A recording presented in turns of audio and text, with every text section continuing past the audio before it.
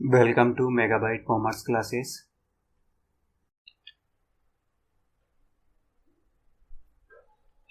अब देखो अगला देखते हैं इलस्ट्रेशन 4। नैना आरूसी क्या है, पार्टनर है एक फर्म के अंदर और उनका प्रॉफिट शेयरिंग रेशियो जो है वो इक्वल है, मतलब कि उनका प्रॉफिट शेयरिंग रेशियो 1:1 का है। अब देखो मैं नेक्स्ट पेज पे आ गया हूँ और ये मार्च 31 2017 की क्या है बैलेंस शीट दी हुई है। और देखो इस दिन क्या होता है, फर्म जो होती है वो डिसॉल्व हो जाती है, मतलब बंद हो जाती है। अब ये कुछ इंफॉर्मेशन दी हुई है। फर्स्ट नंबर का पॉइंट देखते हैं। फर्म के पास जितना भी स्टॉक है उसका 50% क्या करती है, नैना टेक ओवर कर लेती है और 50% भी 10% डिस्काउंट पे टेक ओवर करती है। और जो बाकी मतलब जो रिमेनिंग 50% का जो स्टॉक है उसको क्या करती है, फर्म सेल कर देती है 15% के प्रॉफिट पे। फर्नीचर और मशीनरी को सेल करने पे फर्म को 30,000 की अमाउंट रिसीव होती है। 30,000 की अमाउंट रिसीव होती है फर्नीचर को सेल करने पे, और मशीनरी को सेल करने पे 50,000 की अमाउंट रिसीव होती है। अब ये सेकंड नंबर का पॉइंट देखते हैं। फर्म के पास एक इन्वेस्टमेंट था जिसको कि बैलेंस शीट में शो नहीं किया हुआ था, और उसको सेल करने पे फर्म को 34,000 की अमाउंट रिसीव होती है। थर्ड नंबर का पॉइंट देखते हैं। डेप्टर से 90% की अमाउंट रिसीव होती है, मतलब बैलेंस शीट में जितने भी अमाउंट से आपने डेप्टर्स को शो किया हुआ है उसका 90% ही क्या होता है, फर्म के पास पेमेंट आता है डेप्टर्स से। और देखो प्रीवियस ईयर में एक बैड डेप्ट था जिसकी की अमाउंट 1200 की थी। उस बैड डेप्ट की रिकवरी होती है, मतलब कि वो डेप्टर क्या करता है, फर्म को पेमेंट कर देता है 1200 का। फोर्थ नंबर का पॉइंट देखते हैं। रिपेयर से रिलेटेड एक आउटस्टैंडिंग बिल था और उसकी जो अमाउंट थी 2000 की है, मतलब इस आउटस्टैंडिंग बिल का पेमेंट करेगी फर्म। ठीक है। अब देखो यहाँ एक इम्पोर्टेंट बात है, ये फोर्थ नंबर की जो ये इन्फॉर्मेशन दी हुई है ये आउटस्टैंडिंग बिल के लिए जो कि 2000 का है। तो आप लाइबिलिटी साइड में देखो बैलेंस शीट में 2000 की एंट्री नहीं है इस आउटस्टैंडिंग बिल को बिलोंग करने वाली। भाई अगर ये एंटी होती इस लाइबिलिटी साइड में तो फिर ये फोर्थ नंबर के पॉइंट में ये इसे बताने की जरूरत ही नहीं थी। क्यों? क्योंकि ये तो हम लाइबिलिटी साइड में जो ये आइटम्स दी हुई है इनको देख के भी पता कर सकते थे। तो इस फोर्थ नंबर के पॉइंट में देखो ये लिखा नहीं है कि ये जो है बुक्स में रिकॉर्ड नहीं की हुई है। तो ये समझने वाली बात है कि अगर इसने एडिशनल इन्फॉर्मेशन में ये इन्फॉर्मेशन दी है कि ये एक आउटस्टैंडिंग बिल है 2000 का, तो मतलब यही है कि ये बैलेंस शीट में शो नहीं किया हुआ। तो देखो फर्म की बुक्स को क्लोज करने के लिए कौन कौन सी जर्नल में एंट्रीज पास की जाएगी और कौन कौन से अकाउंट हमें बनाने होंगे वो देखते हैं। अब देखो इसका सॉल्यूशन देखते हैं। तो सबसे पहली एंट्री में तो देखो इसने क्या किया है कि जितनी भी असेट्स थी फर्म के पास उस असेट्स को इसने क्या किया है, रियलाइजेशन अकाउंट में ट्रांसफर किया है। तो देखो आप बैलेंस शीट में देखो असेट्स कौन कौन सी है। बैंक आएगा नहीं, डेप्टर आएगा, स्टॉक है, फर्नीचर है, मशीनरी है, और ये करंट अकाउंट का ये इसका नहीं आएगा। ठीक है।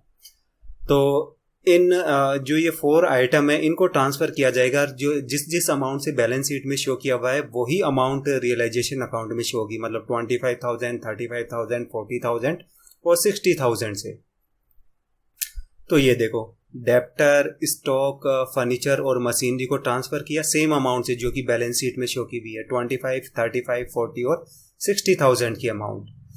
तो इस वजह से क्या होंगे, ये चारों जो अकाउंट है वो क्लोज हो जाएंगे और रियलाइजेशन अकाउंट इन चारों अमाउंट की टोटल से क्या हो जाएगा, डीआर हो जाएगा। टोटल कितना आएगा, 1,60,000। अब देखो ठीक इसी तरीके से क्या करेंगे, जो भी लाइबिलिटीज है, आउटसाइडर लाइबिलिटीज है, उनको भी इस रियलाइजेशन अकाउंट में ट्रांसफर किया जाएगा। तो आप जैसे कि ये बैलेंस शीट में लाइबिलिटी साइड को देखो कौन कौन सी आउटसाइडर लाइबिलिटी है। ये तो कैपिटल है, ये तो होगा नहीं। क्रेडिटर है, एक तो क्रेडिटर है, और ये आरओसी करंट अकाउंट ये आएगा नहीं क्योंकि पार्टनर्स के करंट अकाउंट, कैपिटल अकाउंट और उनके लोन जो होते हैं वो नहीं आते हैं। और बैंक ओवरड्राफ्ट ये आएगा। तो ये 2 ही आइटम आएगी और बुक वैल्यू से ही आएगी। ये 20,000 और 5,000 की अमाउंट से आएगी। तो ये देखो 20,000 और 5,000 की अमाउंट से क्रेडिटर और ओवरड्राफ्ट को शो करेंगे। इसकी वजह से क्या होगा, इनको डीआर करने से ये अकाउंट क्लोज हो जाएंगे दोनों अकाउंट, और इन दोनों की टोटल अमाउंट से क्या होगा, रियलाइजेशन अकाउंट जो होगा वो सीआर हो जाएगा। अब देखो वैसे तो जो ओल्ड बुक हुआ करती थी उनमें जो होता था ये बैंक ओवरड्राफ्ट ट्रांसफर नहीं किया जाता था। तो ये किस तरीके से, अगर आप रियलाइजेशन अकाउंट में इसको ट्रांसफर नहीं करो तब जो होगा किस तरीके से एडजस्टमेंट होगा वो मैं लास्ट में आपको समझाऊंगा। अब देखो आप फर्म मतलब किन किन को पेमेंट करेगी, तो देखो एडिशनल इन्फॉर्मेशन में जो पेमेंट है, पेमेंट की सिर्फ एक ही एंट्री है, ये 4th नंबर की आउटस्टैंडिंग बिल का पेमेंट करेगी फर्म, जिसकी की अमाउंट कितनी है 2000 की। अब ऐसे ही आप एक्सटर्नल ये बैलेंस शीट में देखो लाइबिलिटी के अंदर इन क्रेडिटर्स का पेमेंट करना है और इसके रिगार्डिंग एडिशनल इन्फॉर्मेशन में कुछ भी नहीं दिया हुआ, तो ये 20,000 का और पेमेंट करेगी। ठीक है, तो देखो 2000 का प्लस ये 20,000 का, और आप देखो और ये बैंक ओवरड्राफ्ट का पेमेंट करेगी 5,000 का प्लस 5,000 का, तो ये टोटल कितना हो जाएगा 27,000। मतलब फर्म का जो बैंक बैलेंस होगा वो 27,000 से डिक्रीज हो जाएगा। तो देखो इसी के रिगार्डिंग क्या है, ये वाली एंट्री पास की है, जो ये बैंक अकाउंट जो हो रहा है डिक्रीज हो रहा है 27,000 की अमाउंट से, और रियलाइजेशन अकाउंट सेम अमाउंट से डीआर हो जाएगा। अब देखो फर्म को असेट्स सेल करने पे कितनी कितनी अमाउंट रिसीव होगी उनका टोटल देखते हैं। तो देखो पहले नंबर के पॉइंट में जो दिया था 50% का जो स्टॉक था वो तो नैना ने टेक ओवर किया था। ठीक है, बाकी जो 50% का जो स्टॉक था उसको क्या किया था फर्म ने 15% के प्रॉफिट पे सेल किया था। तो देखो स्टॉक देखो बैलेंस शीट में 35,000 का है, इसका 50% कितना होगा 17, ये होगा 17,500। ठीक है, 50% गेन के ऊपर सेल किया तो कितनी अमाउंट रिसीव होगी, ये 115 डिवाइडेड बाई आप 100 कर दो, कैलकुलेट होके क्या आएगा, तो देखो जो कैलकुलेट होके आएगा 20,125 आएगा। ठीक है, तो इसको यहाँ लिख देते हैं 20,125। फर्नीचर को कितने में सेल किया 30,000 में, तो ये प्लस 30,000, और जो मशीनरी को सेल किया 50,000 पे प्लस 50,000। ये एक अनरिकॉर्डेड इन्वेस्टमेंट था जिसको 34,000 पे सेल किया, तो ये प्लस 34,000। अब देखो डेप्टर्स से कितनी अमाउंट रिसीव हुई, जितने की भी डेप्टर्स आपने बैलेंस शीट में शो किए हुए उनकी 90% अमाउंट रिसीव हुई, और बाकी क्या हो गई मतलब बैड डेप्ट हो गई। ठीक है, तो आप देखो ये 25,000 के हैं डेप्टर, इसका 90% कितना होगा, ये इस तरीके से कैलकुलेट हो जाएगा। कैलकुलेट होने पे कितना आएगा, ये 22,500। तो ये देखो ये 22,500 ये भी ऐड कर देंगे। अब देखो एक बैड डेप्ट हुआ था जिसकी की रिकवरी हुई थी, मतलब इस डेप्टर ने पेमेंट किया था 1200 का, तो ये 1200 भी आप ऐड करो। तो देखो जब आप इन सब का टोटल करोगे तो टोटल अमाउंट कितनी आएगी, टोटल ये आएगा 1,57,825। मतलब फर्म का बैंक बैलेंस इंक्रीज होगा इस अमाउंट से। तो देखो इसी अमाउंट से क्या किया है, बैंक को इंक्रीज किया है 1,57,825, और रियलाइजेशन अकाउंट इसी अमाउंट से क्या हो जाएगा, सीआर हो जाएगा। अब देखो इस फर्स्ट नंबर के पॉइंट में नैना ने जितना भी स्टॉक था उसका 50% टेक ओवर कर लिया था और 10% डिस्काउंट पे लिया था। तो देखो स्टॉक 35,000 का, इसका 50% कितना होगा 17,500, और 10% कम की अमाउंट पे जो है टेक ओवर किया है, तो ये कैलकुलेट कर लो 9 × 90/100 कर लो, तो ये अमाउंट कितनी आएगी। तो कैलकुलेट करने पे 15,750 की अमाउंट आएगी। ठीक है, तो इसने 15,750 का स्टॉक टेक ओवर किया है, तो इसी अमाउंट से इसकी कैपिटल क्या होगी, डीआर हो जाएगी। तो ये देखो नैना का करंट अकाउंट ये डीआर हुआ है 15,750 से, और सेम अमाउंट से रियलाइजेशन अकाउंट जो होगा वो सीआर हो जाएगा। अब देखो यहाँ पर आप एक बात ध्यान दो, जैसे ये बैलेंस शीट जो दी हुई है इनमें क्या है, पार्टनर्स के जो है वो करंट अकाउंट भी दिए हुए होते हैं। जैसे आरओसी का जो है सीआर बैलेंस शो कर रहा है करंट अकाउंट, और नैना का current account DR balance show कर रहा है, दोनों के करंट अकाउंट शो कर रहे हैं। इसलिए जितने भी एडजस्टमेंट करने होंगे ना वो सारे के सारे एडजस्टमेंट इनके करंट अकाउंट के थ्रू किए जाएंगे, और फिर लास्ट में क्या करेंगे, इस करंट अकाउंट का एडजस्टमेंट इनके कैपिटल अकाउंट से करेंगे। फिर इनका कैपिटल अकाउंट जितनी भी अमाउंट को शो करेगा, या तो सीआर बैलेंस शो करेगा या डीआर बैलेंस शो करेगा, उसी के अकॉर्डिंग क्या करेंगे, या तो पार्टनर से पैसा फर्म लेगी या पार्टनर्स को फर्म पेमेंट करेगी। अब देखो ये प्रॉफिट के ट्रांसफर की एंट्री में आपको बाद में समझाऊंगा, पहले रियलाइजेशन अकाउंट को देखते हैं। तो देखो एंट्रीज किस तरीके से पास होगी रियलाइजेशन अकाउंट में। तो देखो जैसा कि जर्नल में देखा, रियलाइजेशन डीआर हो रहा है डेब्टर, स्टॉक और फर्नीचर और मशीनरी की वजह से, और इन अमाउंटों से हो रहा है 25, 35, 40, 60। तो ये देखो ये रियलाइजेशन डीआर हुआ डेब्टर, स्टॉक, फर्नीचर और मशीनरी, वो ही सेम अमाउंट 25, 35, 40 और 60,000 के अमाउंट से। ठीक है, जब इन चारों आइटम्स का टोटल करेंगे तो वो आएगा 1,60,000। उसके बाद देखो रियलाइजेशन सीआर हुआ क्रेडिटर और बैंक ओवरड्राफ्ट की वजह से 20,000 और 5,000 के अमाउंट से। तो ये देखो 20,000 और 5,000 के अमाउंट से सीआर हुआ रियलाइजेशन अकाउंट, वही क्रेडिटर और बैंक ओवरड्राफ्ट से। अब देखो जो अलग अलग एक्सटर्नल लाइबिलिटी का पेमेंट किया था फर्म ने, उसकी वजह से रियलाइजेशन अकाउंट डीआर हुआ था 27,000 से, और बैंक बैलेंस डिक्रीज हो गया था। तो ये देखो रियलाइजेशन डीआर हो रहा है 27,000 के अमाउंट से। अब देखो यहाँ पर तो ये क्या होती है, ये सिर्फ एक्सप्लेन करने के लिए दी जाती है। ठीक है, जबकि आप जर्नल में जैसे आप एंट्री देखोगे तो इसने तो डायरेक्टली एंट्री पास कर दी कि बैंक जो है डिक्रीज हो गया 27,000 के अमाउंट से। इसने क्या किया, ये तीनों items creditors, bank overdraft, outstanding bill, इनको शो नहीं किया। तो ये तो दरअसल क्या होता है, सिर्फ समझाने के लिए आपको यहाँ पर क्या है दिया जाता है इन एंट्रीज को, वरना जो एंट्री तो एक ही होगी बैंक की वजह से, कि भाई बैंक की वजह से रियलाइजेशन अकाउंट डीआर हो रहा है 27,000 के अमाउंट से। फिर देखो रियलाइजेशन जो सीआर हुआ, अलग अलग असेट्स जो सेल करने पे जो बैंक बैलेंस इंक्रीज हुआ, उसकी वजह से कितनी अमाउंट से 1,57,825। ये देखो 1,57,825 के अमाउंट से, ये जो अलग अलग असेट्स को सेल करने पे जो अमाउंट रिसीव हुई उस वजह से। फिर देखो जो हमने एंट्री पास की थी रियलाइजेशन सीआर हो रहा था ये 15,750 से, ये नारायण की कैपिटल की वजह से, जो इसने 50% का स्टॉक टेक ओवर किया था उस वजह से। तो ये देखो ये सीआर हुआ 15,750 के अमाउंट से नारायण की कैपिटल की वजह से, जो इसने स्टॉक टेक ओवर किया उस वजह से।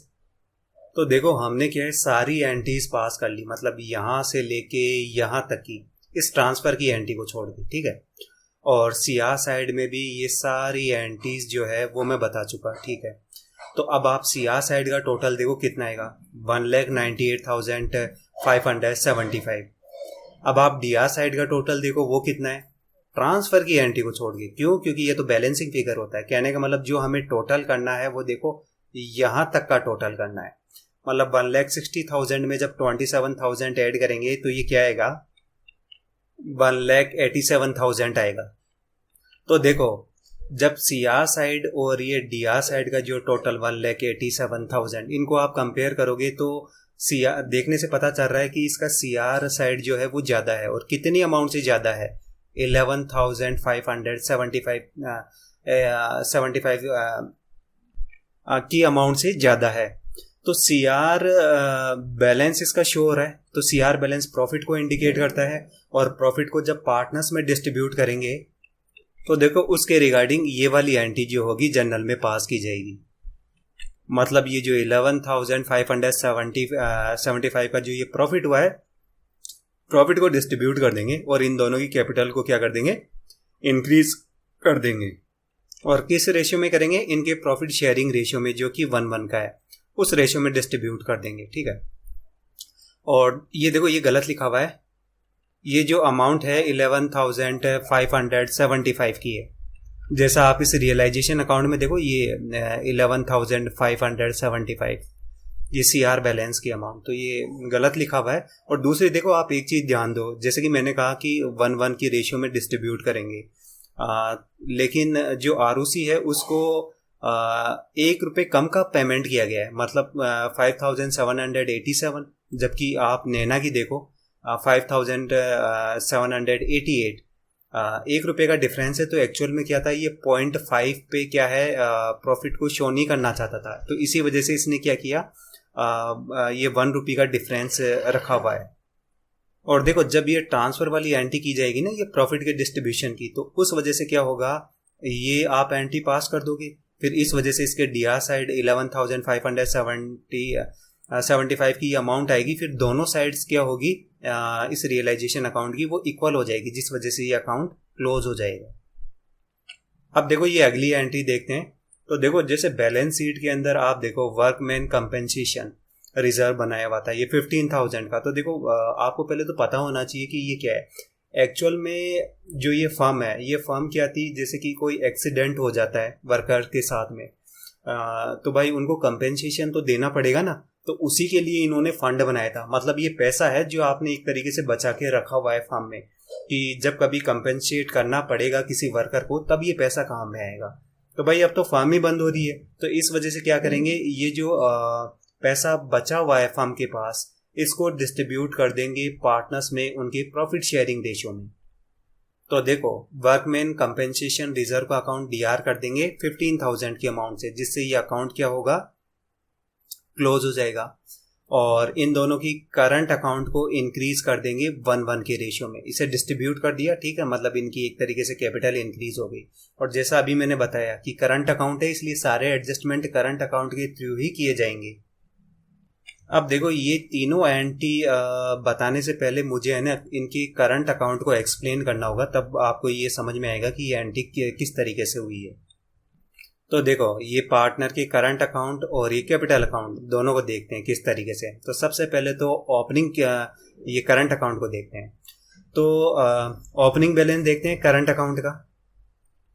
तो देखो जैसा बैलेंस शीट में दिया हुआ है कि आरओसी का जो करंट अकाउंट है वो सीआर बैलेंस को शो कर रहा है और अमाउंट उसकी 10,000 की है, और नैना का करंट अकाउंट डीआर बैलेंस को शो कर रहा है और उसकी अमाउंट 10,000 की है। तो देखो जो आरओसी है, आरओसी का सीआर बैलेंस शो कर रहा है 10,000 से, और जो नैना है, नैना का जो ओपनिंग बैलेंस है वो डीआर बैलेंस शो कर रहा है 10,000 से, मतलब वहां से देखिए यहाँ एंट्री पास हो जाएगी। अब देखो जो ये वर्कमैन कंपेंसेशन की जो एंट्री की थी, इसकी वजह से नैना आरओसी की कैपिटल 7,500 और 7,500 से इंक्रीज हो गई थी। तो ये देखो 7,500 और 7,500 से दोनों की कैपिटल इंक्रीज हो गई, किसकी वजह से, वर्कमैन कंपेंसेशन के फंड को डिस्ट्रीब्यूट करने से। अब देखो जैसे ये रियलाइजेशन अकाउंट बनाया था, बनाने पे प्रॉफिट हुआ था ये 11,575 का, और इसको डिस्ट्रीब्यूट किया था नैना आरओसी में, जिसकी वजह से इनकी कैपिटल 5,788 और 87 की अमाउंट से इंक्रीज हुई थी। ये देखो 5,788 और 5,787 की अमाउंट से दोनों की कैपिटल इंक्रीज हो रही है। अब देखो जो ये वाली एंट्री है, ठीक है, नैना ने क्या किया था, 50% का स्टॉक लिया था वो 10% के डिस्काउंट पे, जिसकी वजह से उसकी कैपिटल जो थी वो डिक्रीज हुई थी ये 15,750 की अमाउंट से। तो ये देखो 15,750 के अमाउंट से नैना की जो कैपिटल है वो करंट अकाउंट जो था वो डिक्रीज हो रहा था। अब देखो हमने क्या है, इनके करंट अकाउंट की रिगार्डिंग जितनी भी एंट्रीज पास करनी थी वो सारी पास कर चुके। अब हमें क्या करना है, अब हमें इसके बैलेंस को कैपिटल अकाउंट में ट्रांसफर करना है, मतलब इस तरीके से ट्रांसफर करना है जिसके बाद इस कैपिटल अकाउंट का जो बैलेंस है वो 0 हो जाए, मतलब ये अकाउंट क्लोज हो जाए। अब देखो नैना के लिए देखते हैं। नैना का करंट अकाउंट इंक्रीज हो रहा है 7,500 से और 5,788 से, और डिक्रीज कौन कौन सी अमाउंट से हो रहा है, 10,000 की अमाउंट से और 15,750 की अमाउंट से। तो जैसा कि देखने से ही पता चल रहा है, जब आप ऐड करोगे तब आप देखोगे कि इसका डीआर साइड ज़्यादा है कंपेयर टू इसकी सीआर साइड से, ठीक है। तो आप चाहे इसको सोल्व करके देख लो, ये डीआर साइड के दोनों का टोटल आप इस अमाउंट में से लेस करो, ये सीआर साइड का जो टोटल है, जब आप लेस करोगे तो क्या आएगा, ये 12,462 की अमाउंट आएगी। मतलब कि इसका जो है नैना का जो करंट अकाउंट है वो डीआर बैलेंस को इंडिकेट कर रहा है, और उसकी जो अमाउंट है 12,462 की है। तो अगर इस पूरी अमाउंट को इसके कैपिटल अकाउंट में ट्रांसफर करना है तो क्या करेंगे, इसी अमाउंट से इसके करंट अकाउंट को क्या कर देंगे, सीआर कर देंगे। तो ये देखो ये वाली एंटी, इसके करंट अकाउंट को सीआर कर दिया सेम अमाउंट 12,462 से, और कैपिटल अकाउंट जो होगा वो डीआर हो जाएगा। मतलब आपने इसके करंट अकाउंट की अमाउंट जो है इसमें ट्रांसफ़र कर दी।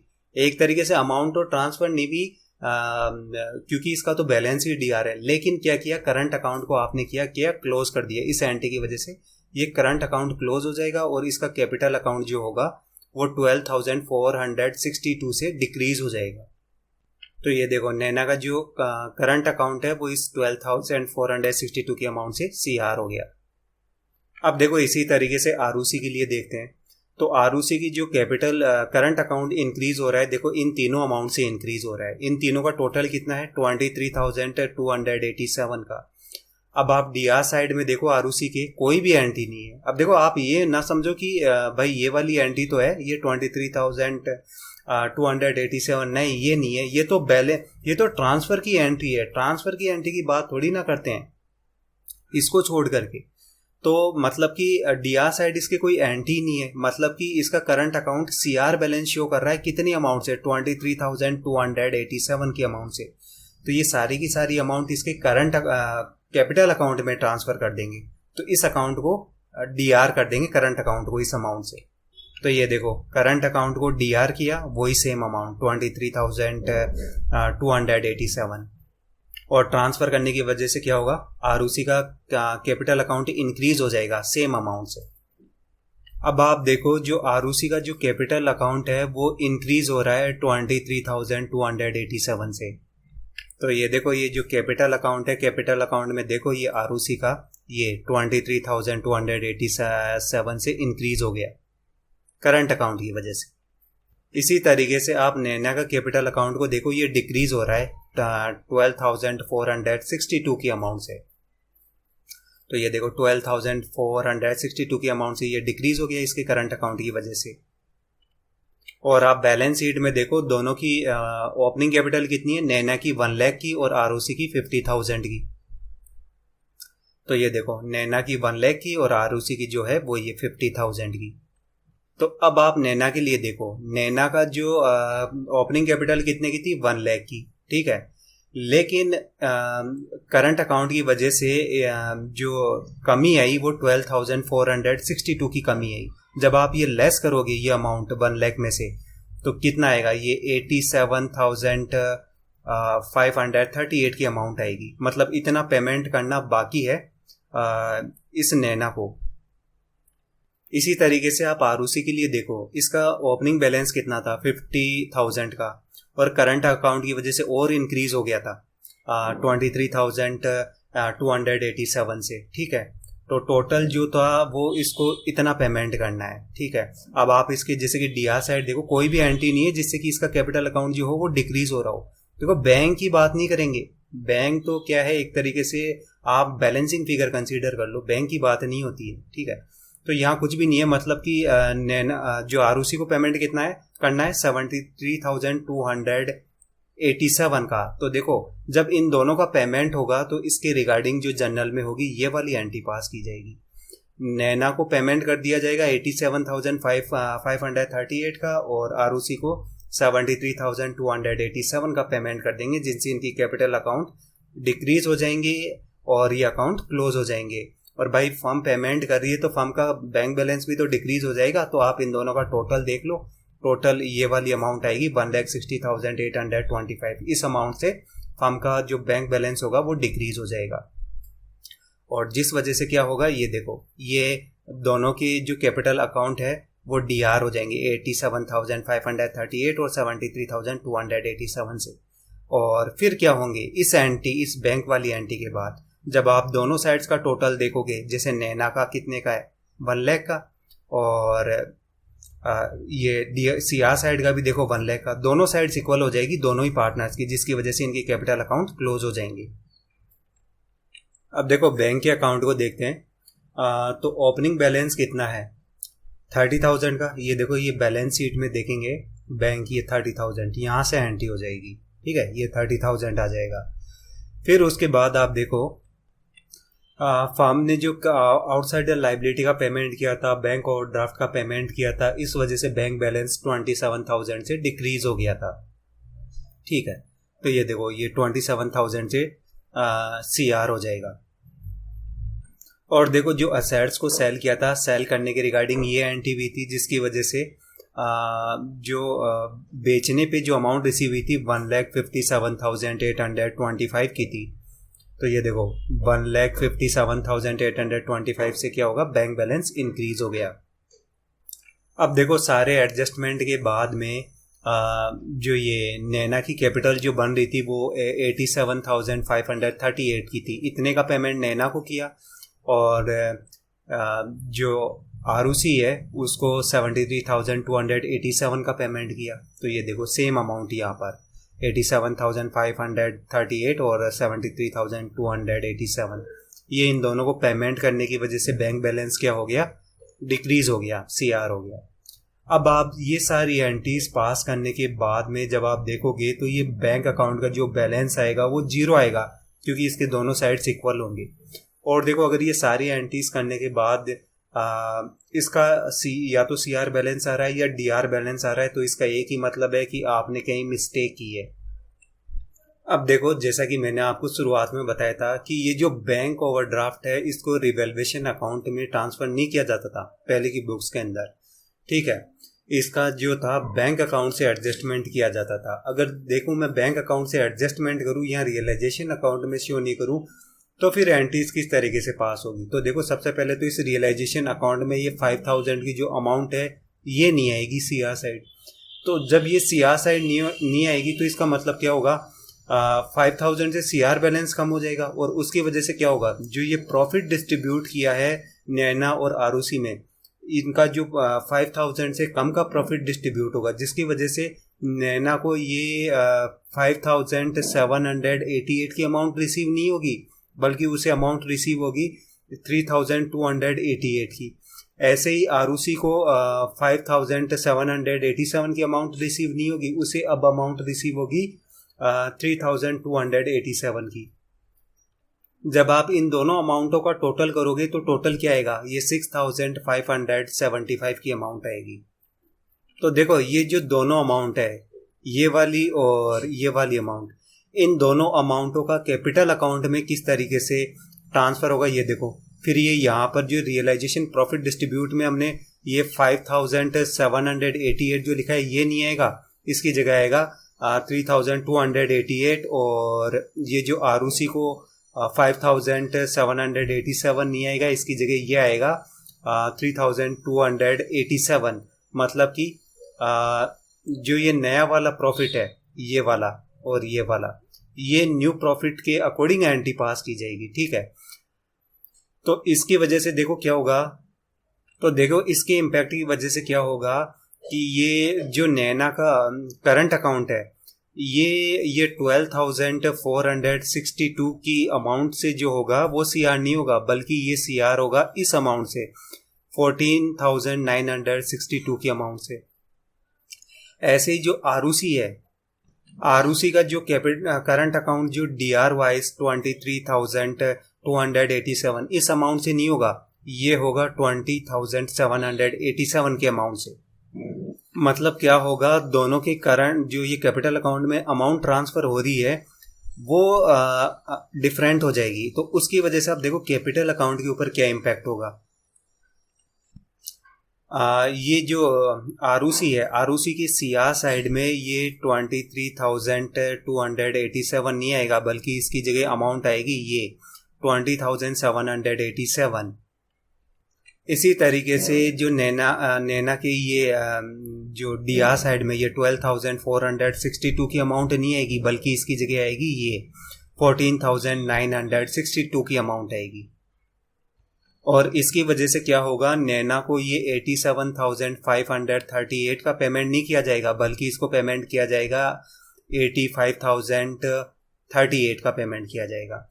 ऐसे ही जो ROC है उसको ये 73,287 का पेमेंट नहीं किया जाएगा, बल्कि इसको पेमेंट किया जाएगा 70,787 का पेमेंट किया जाएगा। अब देखो उसका बैंक अकाउंट पे क्या इम्पैक्ट होगा इसका। इसका देखो ये नैना की कैपिटल वाला देखो, इसमें क्या होगा, ये 87,538 की अमाउंट नहीं आएगी, बल्कि इसकी जगह आएगी ये वाली अमाउंट, ये 85,038 की अमाउंट आएगी। इसी तरीके से आरओसी के लिए देखो ये 73,287 नहीं आएगा, बल्कि इसकी जगह आएगा ये 70,787।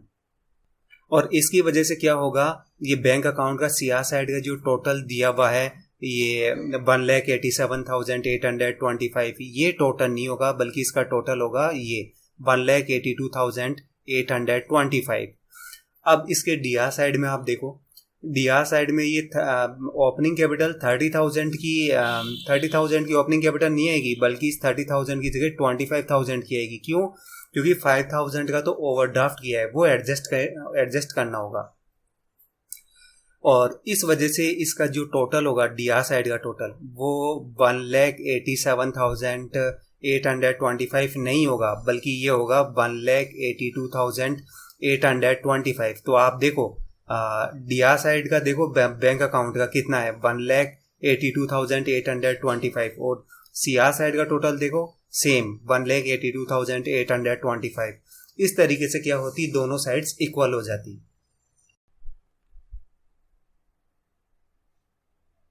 देखो अगला देखते हैं, टेस्ट योर अंडरस्टैंडिंग थर्ड। पहले नंबर का देखते हैं। तो देखो ये जो है इस रियलाइजेशन अकाउंट के लिए है, जो यहाँ पर रियलाइजेशन अकाउंट डिटेल फॉर्म में दिया हुआ है। तो देखो इसमें जो असेट्स थी वो ट्रांसफर की जाती थी इस रियलाइजेशन अकाउंट के डीआर साइड में, जितनी भी असेट्स होती है वो ट्रांसफर की जाती है। तो इसी के रिगार्डिंग ये क्वेश्चन है। तो देखो वो सारी असेट्स जो है, मतलब केस, बैंक और फिक्टिशियस असेट्स को छोड़ करके ट्रांसफर की जाती है डेबिट साइड। भाई डेबिट साइड ही तो ट्रांसफर हो रही थी, और कौन से अकाउंट में, रियलाइजेशन अकाउंट में ट्रांसफर हो रही थी। तो यहाँ पर ये रियलाइजेशन आएगा और यहाँ पर डेबिट आएगा। अब सेकंड नंबर का देखते हैं। तो देखो ये जो रियलाइजेशन अकाउंट में है ना, हम क्या करते थे, जितनी भी एक्सटर्नल लाइबिलिटीज होती थी उसको इस जो कि ये लाइबिलिटीज है एक्सटर्नल लाइबिलिटी, इस सम को इस रियलाइजेशन अकाउंट की सीआर साइड ट्रांसफर करते थे। तो देखो इसी के रिगार्डिंग इसने क्वेश्चन में दिया है ऑल एक्सटर्नल लाइबिलिटी, ठीक है, और सारी की सारी एक्सटर्नल लाइबिलिटी ट्रांसफर की जाती है क्रेडिट साइड में, ठीक है। कौन से अकाउंट के, रियलाइजेशन अकाउंट के क्रेडिट साइड में, मतलब सारी की सारी एक्सटर्नल लाइबिलिटी जो है रियलाइजेशन अकाउंट के सीआर साइड ट्रांसफर की जाती है। थर्ड नंबर का देखते हैं। थर्ड नंबर तो देखो थर्ड नंबर में ये एक्यूमुलेटेड जो लॉसेज होते हैं, ठीक है, मतलब क्या बोलते हैं, एकत्रित हानियां, वो ट्रांसफर की जाती है, रियलाइजेशन अकाउंट में ट्रांसफर नहीं होती है। आप देखो इसमें एक्यूमुलेटेड प्रॉफिट हो या लॉस हो, ना तो वो आपको डीआर साइड मिलेंगे और ना ही वो आपको इस अकाउंट के सीआर साइड मिलेंगे। मतलब रियलाइजेशन अकाउंट में ट्रांसफर नहीं किया जाते एक्यूमुलेटेड प्रॉफिट और लॉस, तो वो जो होते हैं वो कैपिटल अकाउंट में ट्रांसफर किए जाते हैं। तो यहाँ कैपिटल अकाउंट आएगा, और वो प्रॉफिट भी किस तरीके से डिस्ट्रीब्यूट होता है, प्रॉफिट शेयरिंग रेशियो के अकॉर्डिंग डिस्ट्रीब्यूट होता है, ना कि इक्वल रेशियो में होता है प्रॉफिट शेयरिंग रेशियो। मतलब जो एक्यूमुलेटेड लॉस हो या प्रॉफिट हो, दोनों के दोनों क्या होते हैं, कैपिटल अकाउंट में ट्रांसफर किए जाते हैं, और डिस्ट्रीब्यूशन उनका जो होता है प्रॉफिट शेयरिंग रेशियो में किया जाता है। जैसे कि देखो मैं एक एग्जांपल दूं, सपोज करो फर्म के डिसोल्यूशन के टाइम में जो पी&एल का डीआर बैलेंस था, और कितनी अमाउंट से था, 12,000 की अमाउंट से। तो ये डिस्ट्रीब्यूट होगा पार्टनर्स में, उनकी कैपिटल, मतलब उनकी कैपिटल से एडजस्ट होगा, तो उसकी एंट्री इस तरीके से की जाएगी। और हाँ, जैसे कि फर्म के दो पार्टनर है ए बी, उनका प्रॉफिट शेयरिंग रेशियो 2:1 का है। तो देखो ए की कैपिटल डिक्रीज हो जाएगी 8,000 से, बी की हो जाएगी 4,000 से, और पी&एल जो होगा वो सीआर हो जाएगा 12,000 से, जिस वजह से क्या होगा, ये पी&एल का अकाउंट क्लोज हो जाएगा। फोर्थ नंबर का देखते हैं। देखो फर्म के ये बोल रहा है, फर्म के डिसोल्यूशन के टाइम पे अगर कोई पार्टनर कोई लाइबिलिटी की रेस्पॉन्सिबिलिटी अपने ऊपर ले लेता है, मतलब फर्म को कहता है कि ये पेमेंट तो जो है इस क्रेडिटर का या जो भी एक्सटर्नल लाइबिलिटी का जो भी है कि इसका पेमेंट मैं कर दूंगा, उसका पेमेंट फर्म को करने की जरूरत नहीं है। तो ऐसे पार्टनर की, मतलब कि जो ये पेमेंट कर रहा है, इस पार्टनर की कैपिटल अकाउंट क्या किया जाएगा, सीआर किया जाएगा, क्रेडिट किया जाएगा। भाई जैसे कि फर्म, जैसे कि XYZ फर्म है, ठीक है, इस फर्म को जो है एक पर्सन है P, मान लो कि ये क्रेडिटर है, इसको पेमेंट करना है 2000 का, तो फर्म पेमेंट करेगी 2000 का। लेकिन A जो कि XYZ फर्म का पार्टनर है, वो फर्म को कहता है कि ये पेमेंट आपको करने की जरूरत नहीं है, ये पेमेंट जो है मैं कर दूंगा। और A क्या करता है, अपनी जेब से P को 2000 का पेमेंट कर देता है। तो भाई बाद में फर्म तो पे करेगी ना ये 2000 वापिस A को, ठीक है। तो इसी वजह से क्या किया जाता है, जो ये A है, A का कैपिटल अकाउंट जो होगा 2000 से इंक्रीज कर दिया जाएगा। तो इसी वजह से देखो यहाँ क्रेडिट आएगा। 5th नंबर का देखते हैं। तो देखो जैसे कि पीछे डिटेल रियलाइजेशन अकाउंट का ये फॉर्म दिया हुआ था, इसमें हमने देखा था कि जब कभी भी कोई पार्टनर किसी असेट्स को टेक ओवर करता है, तो उस वजह से जो होता है उसका कैपिटल अकाउंट डीआर होता था और रियलाइजेशन जो अकाउंट होता था वो सीआर होता था। तो देखो यही बात इस पॉइंट नंबर 5th में बोल रहा है कि अगर कोई पार्टनर किसी असेट्स को टेक ओवर करता है, मतलब ले लेता है, तो उस पार्टनर की कैपिटल अकाउंट को क्या करेंगे, उस पार्टनर का कैपिटल अकाउंट डेबिट होगा। 6 नंबर का पॉइंट, तो इसमें बोल रहा है देखो कि कोई एंट्री करने की जरूरत नहीं होती है जब कोई क्रेडिटर किसी फिक्स असेट्स को अपने पेमेंट के लिए क्या करता है, एक्सेप्ट कर लेता है। मतलब कि फर्म को, अगर फर्म जो है किसी क्रेडिटर को पैसा ना दे करके अपनी कोई असेट्स उसे दे देती है और इस तरीके से अपना सेटलमेंट करती है, तो उसके रिगार्डिंग क्या होती है, देखो कोई भी एंट्री पास नहीं की जाती है। तो देखो जैसे कि ये पेज नंबर 165 पे ये पॉइंट 7 को जब मैंने आपको एक्सप्लेन किया था, तब मैंने बताया था कि इसके रिगार्डिंग कोई भी एंट्री नहीं की जाती इस तरह का जब केस होता है। तो ये वही बात बोल रहा है। अब देखो मैं नेक्स्ट पेज पे आ गया हूं, लेकिन इससे रिलेटेड पहले मैं आपको एक एग्जांपल दूंगा, फिर आपको ये समझ में आएगा। तो जैसे कि सपोज करो कोई फर्म है, फर्म का डिसोल्यूशन हो रहा है और फर्म के पास जो क्रेडिटर है वो 10,000 के क्रेडिटर है, ठीक है, और फर्म के पास एक मशीनरी भी है जिसकी की जो बुक वैल्यू है वो 15,000 की है, ठीक है। फर्म इस क्रेडिटर को बोलती है कि मेरे पास पैसा तो नहीं है, लेकिन मैं तुझे ये मशीनरी जो है ये पेमेंट के लिए दे दूंगा, ठीक है, मतलब फर्म ये बात कहती है। और जो ये क्रेडिटर है, ये क्रेडिटर इस मशीनरी को ऐसे बोलता है कि इस मशीनरी को मैं 15,000 पे नहीं लूंगा, मैं इसको 14,000 पे लूंगा, ठीक है, और फर्म भी एग्री हो जाती है इसके लिए। तो भाई क्रेडिटर को पेमेंट करना है 10,000 का, सौदा तय हुआ 14,000 में। इसका क्या मतलब हुआ, क्रेडिटर वापस फर्म को पेमेंट करेगा कितने का, 4,000 का पेमेंट करेगा, वापस केस देगा। तो देखो इसके रिगार्डिंग कौन सी एंट्री पास की जाएगी, ये वाली एंट्री पास की जाएगी। फर्म का जो बैंक होगा वो इंक्रीज हो जाएगा 4,000 से, और रियलाइजेशन जो अकाउंट होगा वो सीआर होगा 4,000 से। तो ये इसी की ये जो 7 नंबर का जो ये पॉइंट है, इसमें ये यही बात बोल रहा है कि जब क्रेडिटर कोई एक्सेप्ट कर लेता है किसी असेट्स को, मतलब जो भी उसकी अमाउंट बनती है उसके लिए, और जो वो असेट्स की वैल्यू उसकी जो अमाउंट है उससे ज्यादा की है वो असेट्स की वैल्यू, ठीक है, तो उस केस के अंदर क्या होता है, वो पे करता है। तो यहाँ पे आएगा, तो मतलब क्रेडिटर पे करेगा फर्म को जो भी ये एक्सेस अमाउंट है, जो कि जितनी की, जैसे कि अपने केस में कितने की है, ये 4,000 की एक्सेस अमाउंट है, तो इस अमाउंट का पे करेगा, और जिसकी वजह से क्या होगा, रियलाइजेशन जो अकाउंट होगा वो सीआर हो जाएगा, वो क्रेडिट हो जाएगा। यही बात यहां पर बोल रही है। अब देखो 8 नंबर का देखते हैं। तो देखो इसको बताने से पहले मैं आपको ये जो इल्यूस्ट्रेशन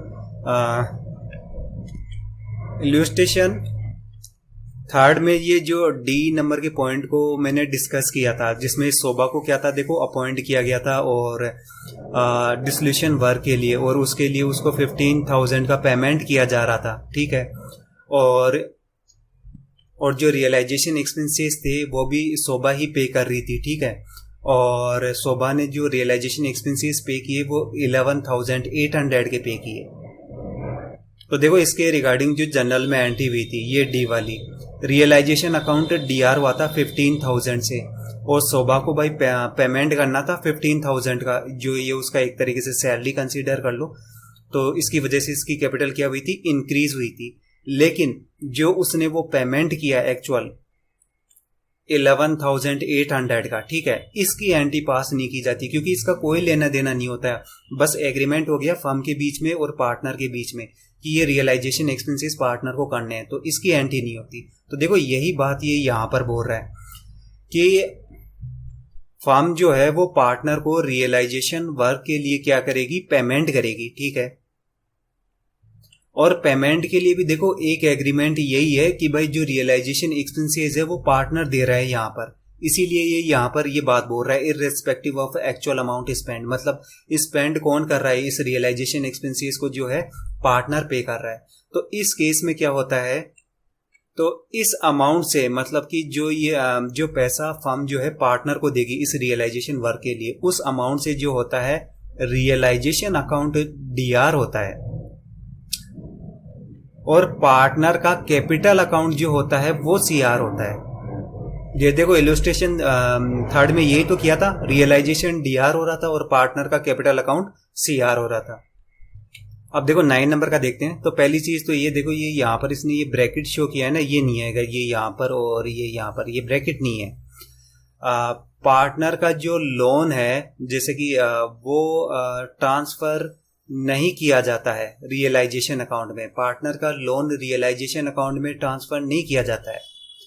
जैसे यहाँ पर जब ये रियलाइजेशन अकाउंट के लिए मैंने डिस्कस किया था, तो देखो पार्टनर की कैपिटल है या पार्टनर के लोन है, कहने का मतलब या तो फर्म ने पार्टनर को लोन दिया है या पार्टनर ने फर्म को लोन दिया है, रिवर्स कुछ भी हो, वो एंटीज जो होती है इस रियलाइजेशन अकाउंट में ट्रांसफर नहीं की जाती है। अब देखो 10 नंबर के पॉइंट को बताने से पहले मैं आपको ये इलस्ट्रेशन 4 जो डिस्कस किया था मैंने आपके साथ, तो देखो उसमें हमने क्या किया था, करंट अकाउंट का जो भी बैलेंस था उसको ट्रांसफर किया था कैपिटल अकाउंट में ट्रांसफर किया था, क्योंकि अल्टीमेटली जो एडजस्टमेंट होते हैं ना वो कैपिटल अकाउंट में ही होते हैं। कहने का मतलब कि सारे एडजस्टमेंट करने के बाद में पार्टनर्स को कितना पेमेंट करना है वो पता तो कैपिटल अकाउंट से ही तो चलेगा, इसलिए सारे जो ट्रांसफर होते हैं वो इस कैपिटल अकाउंट में किए जाते हैं। तो इसी से रिलेटेड देखो ये बात बोल रहा है कि पार्टनर का जो करंट अकाउंट होता है ना वो ट्रांसफर किया जाता है किस में, कैपिटल अकाउंट में ट्रांसफर किया जाता है। अब देखो अगला देखते हैं इलस्ट्रेशन 5।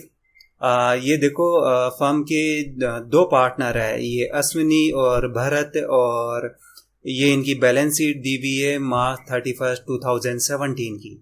अब नीचे देखते हैं, फर्म जो है वो डिसॉल्व हो जाती है, मतलब बंद हो जाती है इस दिन जिस दिन की ये बैलेंस शीट है। और देखो कौन कौन से एडिशनल इंफॉर्मेशन इसके रिगार्डिंग इसने नीचे दी हुई है। फर्स्ट नंबर का पॉइंट देखते हैं।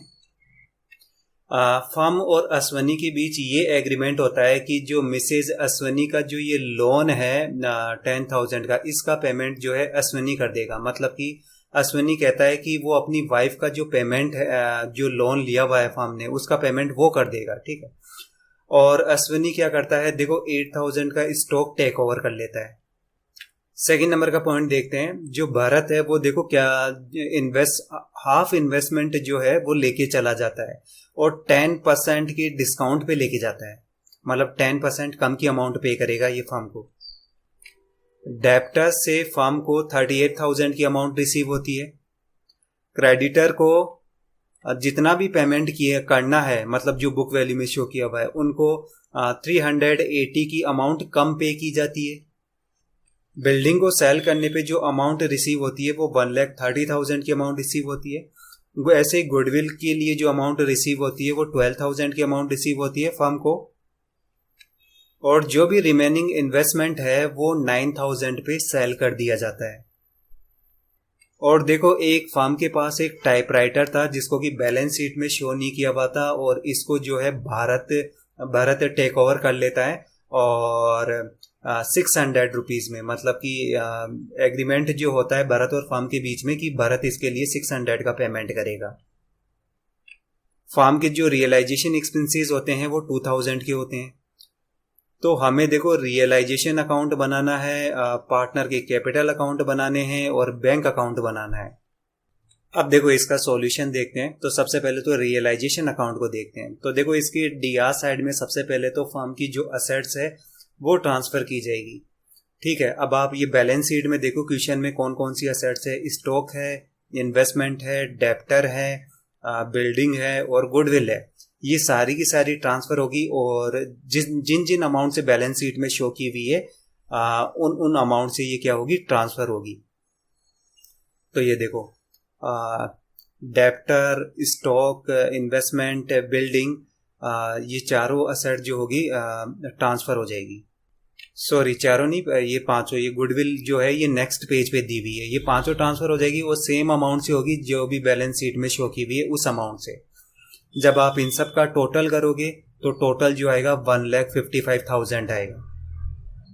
अब देखो अब क्या करेंगे, इस रियलाइजेशन की सीआर साइड जितनी भी एक्सटर्नल लायबिलिटी है वो सारी ट्रांसफर की जाएगी।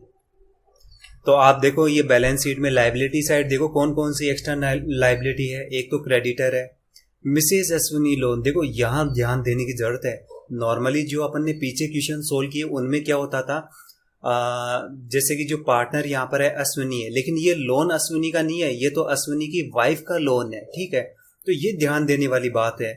तो ये जो है ये भी ट्रांसफर किया जाएगा। अगर ये लोन अश्विनी का होता तब ट्रांसफर नहीं किया जाता रियलाइजेशन अकाउंट में, तो ये ट्रांसफर किया जाएगा। ऐसे ही मिसेस जो ये भरत की वाइफ है उसका लोन भी ट्रांसफर किया जाएगा। इन्वेस्टमेंट फ्लक्चुएशन रिजर्व, ये इंपॉर्टेंट है। देखो इस तरह की आइटम्स क्या होती है, नॉर्मली कम ही क्वेश्चन में आती है।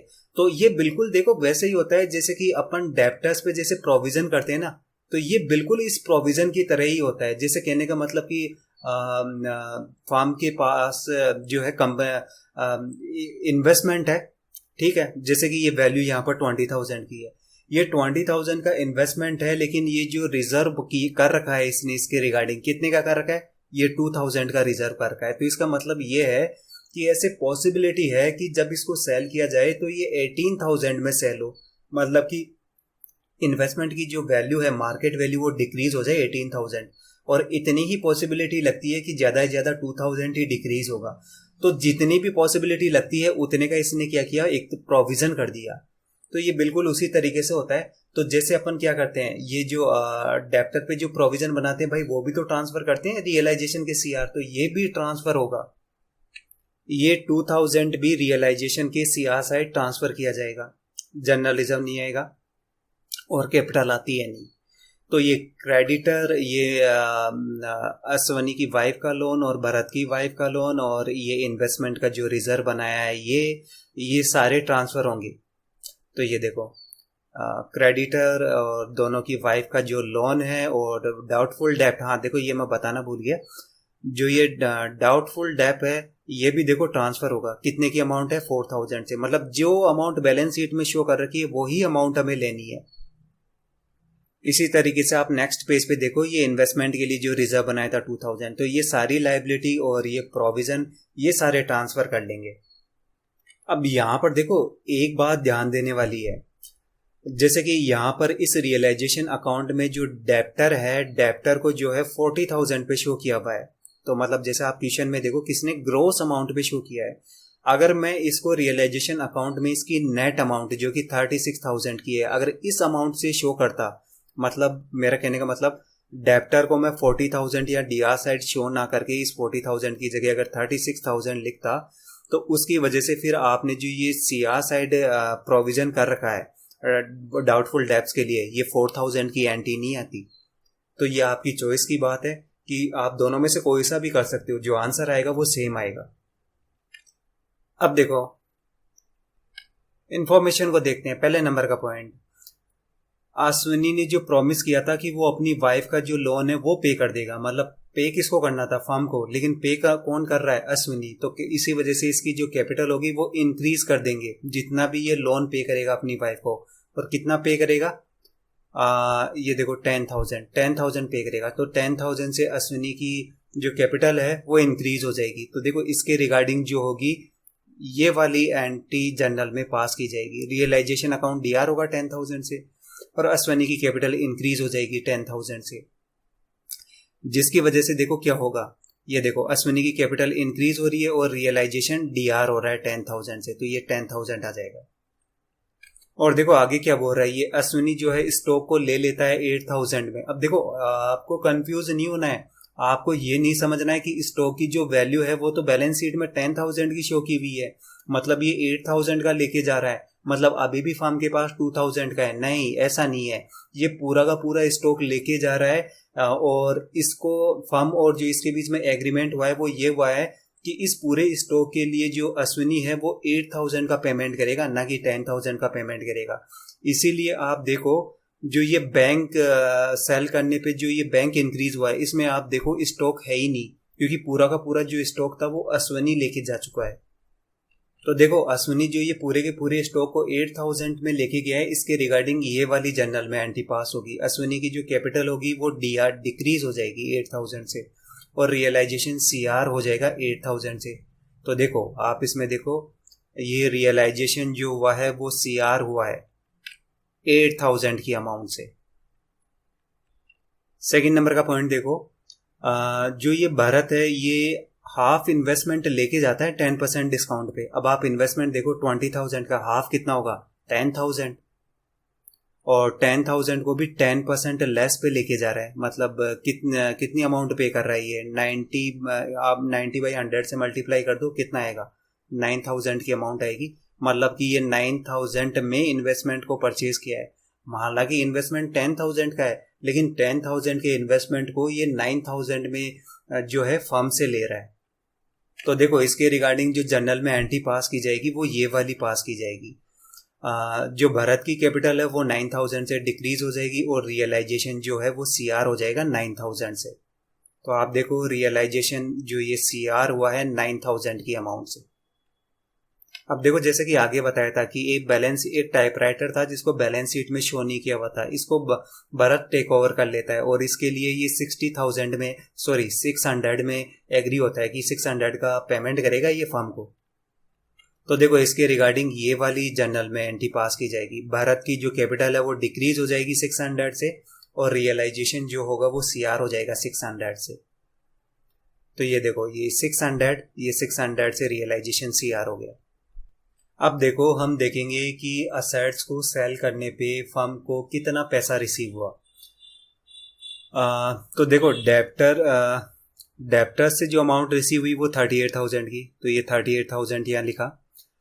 और बिल्डिंग को सेल करने पे जो अमाउंट रिसीव हुई 1,30,000 की, तो ये प्लस 1,30,000। गुडविल को सेल करने पे 12,000 की, प्लस 12,000। और रिमेनिंग इन्वेस्टमेंट जो कि 10,000 का था उसको सेल करने पे 9,000 की अमाउंट रिसीव हुई, प्लस 9,000। ठीक है, तो इन सब का टोटल करेंगे तो कितना आएगा 1,89,000। मतलब कि बैंक बैलेंस जो है वो इंक्रीज हो गया 1,89,000 से। तो देखो इसके रिगार्डिंग ये वाली जनरल में एंटी पास की जाएगी। बैंक इंक्रीज हो गया 1,89,000 से, और रियलाइजेशन जो अकाउंट होगा वो सीआर हो जाएगा 1,89,000 की अमाउंट से। तो ये देखो 1,89,000 की अमाउंट से सीआर हो गया रियलाइजेशन अकाउंट, और ये चारों आइटम्स आप इनका टोटल कर लो, टोटल 1,89,000 आएगा। अब देखो हम देखेंगे कि फर्म जो है कौन कौन सी लाइबिलिटी का पेमेंट करेगी, एक्सटर्नल लाइबिलिटी का। तो देखो जैसे कि बोला हुआ है कि डेप्टर्स को जो है 380 से कम का पेमेंट किया गया है। अब आप डेप्टर्स देखो, क्रेडिटर्स देखो कितने के हैं 76,000 की। तो ये 76,000 में से जब आप 380 लेस करोगे क्या अमाउंट आएगी 75,620। मतलब फर्म जो है क्रेडिटर्स को इतनी अमाउंट पे करेगी। तो इसकी वजह से क्या होगा, रियलाइजेशन अकाउंट डीआर हो जाएगा इस अमाउंट से, और बैंक अकाउंट सीआर हो जाएगा इस सेम अमाउंट से। तो ये देखो ये रियलाइजेशन जो हुआ वो डीआर हो गया इस अमाउंट से। अब देखो रियलाइजेशन एक्सपेंसेस भी है फर्म की 2,000 की जिनका पेमेंट करना है। तो इस वजह से क्या होगा, जो रियलाइजेशन अकाउंट है वो डीआर होगा और बैंक अकाउंट सीआर होगा 2,000 की अमाउंट से। तो ये देखो ये 2,000 से रियलाइजेशन डीआर हो गया। अब आप इस बैलेंस शीट के लायबिलिटी साइड देखो, ये मिसेस अश्विनी का जो लोन था ये तो अश्विनी ने अपने ऊपर रेस्पॉन्सिबिलिटी ले ली कि मैं पे कर दूंगा, ठीक है। फिर ये बचा हुआ था, ये मिसेस भरत का लोन बचा हुआ था, इसके रिगार्डिंग कोई एडिशनल इन्फॉर्मेशन नहीं है। मतलब इसका पेमेंट किया जाएगा और सेम अमाउंट से किया जाएगा, मतलब 20,000 से पेमेंट किया जाएगा। तो ये देखो ये 20,000 से जो है रियलाइजेशन डीआर हो रहा है। अब देखो रियलाइजेशन अकाउंट से रिलेटेड सारी एंट्रीज हमने क्या है पास कर ली है, ठीक है, ट्रांसफर की एंट्री को छोड़ के। ये तो बैलेंसिंग फिगर होता है। अब इससे ट्रांसफर की एंट्री को छोड़ के आप सी आर साइड का टोटल करो और डी आर साइड का टोटल करो। जो इसका सी आर साइड होगा वो ज़्यादा आएगा। कितने की अमाउंट से आएगा? 55,980 के अमाउंट से ज़्यादा होगा। तो सी आर, तो ये क्या है? ये सी आर बैलेंस है, तो ये प्रॉफिट को इंडिकेट कर रहा है। तो इस अमाउंट को क्या करेंगे? पार्टनर्स में डिस्ट्रीब्यूट कर देंगे उनकी प्रॉफिट शेयरिंग रेशियो में। अब देखो क्वेश्चन में तो क्या है, इनका प्रॉफिट शेयरिंग रेशियो दिया हुआ ही नहीं है। तो पार्टनरशिप एक्ट 1932 कहता है कि जब प्रॉफिट शेयरिंग रेशियो नहीं दिया हुआ हो तो उनका प्रॉफिट शेयरिंग रेशियो इक्वल ही कंसीडर किया जाएगा। मतलब कि इनका प्रॉफिट शेयरिंग रेशियो 1:1 का कंसीडर किया जाएगा। तो इस अमाउंट को, जो ये प्रॉफिट की अमाउंट है, इसको 1:1 के रेशियो में डिस्ट्रीब्यूट कर देंगे, जिसकी वजह से अश्विनी की कैपिटल जो होगी 27,990 और सेम अमाउंट से भरत की जो कैपिटल होगी वो इंक्रीज हो जाएगी। और इस ट्रांसफर की एंट्री को करने के बाद क्या होगा? ये रियलाइजेशन जो अकाउंट के दोनों साइड्स होंगे वो इक्वल हो जाएंगे और इस वजह से क्या होगा? ये अकाउंट क्लोज हो जाएगा। अब देखो पार्टनर के कैपिटल अकाउंटों को देखते हैं। तो सबसे पहले तो इनकी ओपनिंग कैपिटल देखते हैं। तो आप बैलेंस शीट में देखो ओपनिंग कैपिटल अश्विनी की 20,000, भरत की भी 20,000। तो ये देखो 20,000 20,000। अब आप इस बैलेंस शीट में देखो एक्यूमुलेटेड प्रॉफिट है, ये जनरल रिजर्व अमाउंट 20,000 की है। तो इसको डिस्ट्रीब्यूट कर देंगे पार्टनर्स में। तो इसके रिगार्डिंग जो देखो ये वाली जनरल में एंट्री पास हो जाएगी।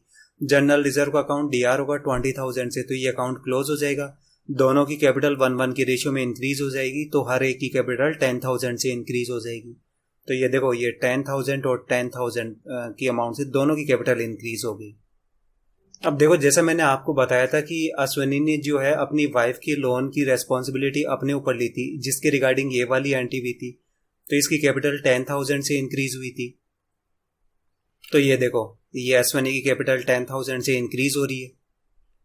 अब देखो जब ये रियलाइजेशन अकाउंट बनाया था तो ये 55,980 का प्रॉफिट हुआ था।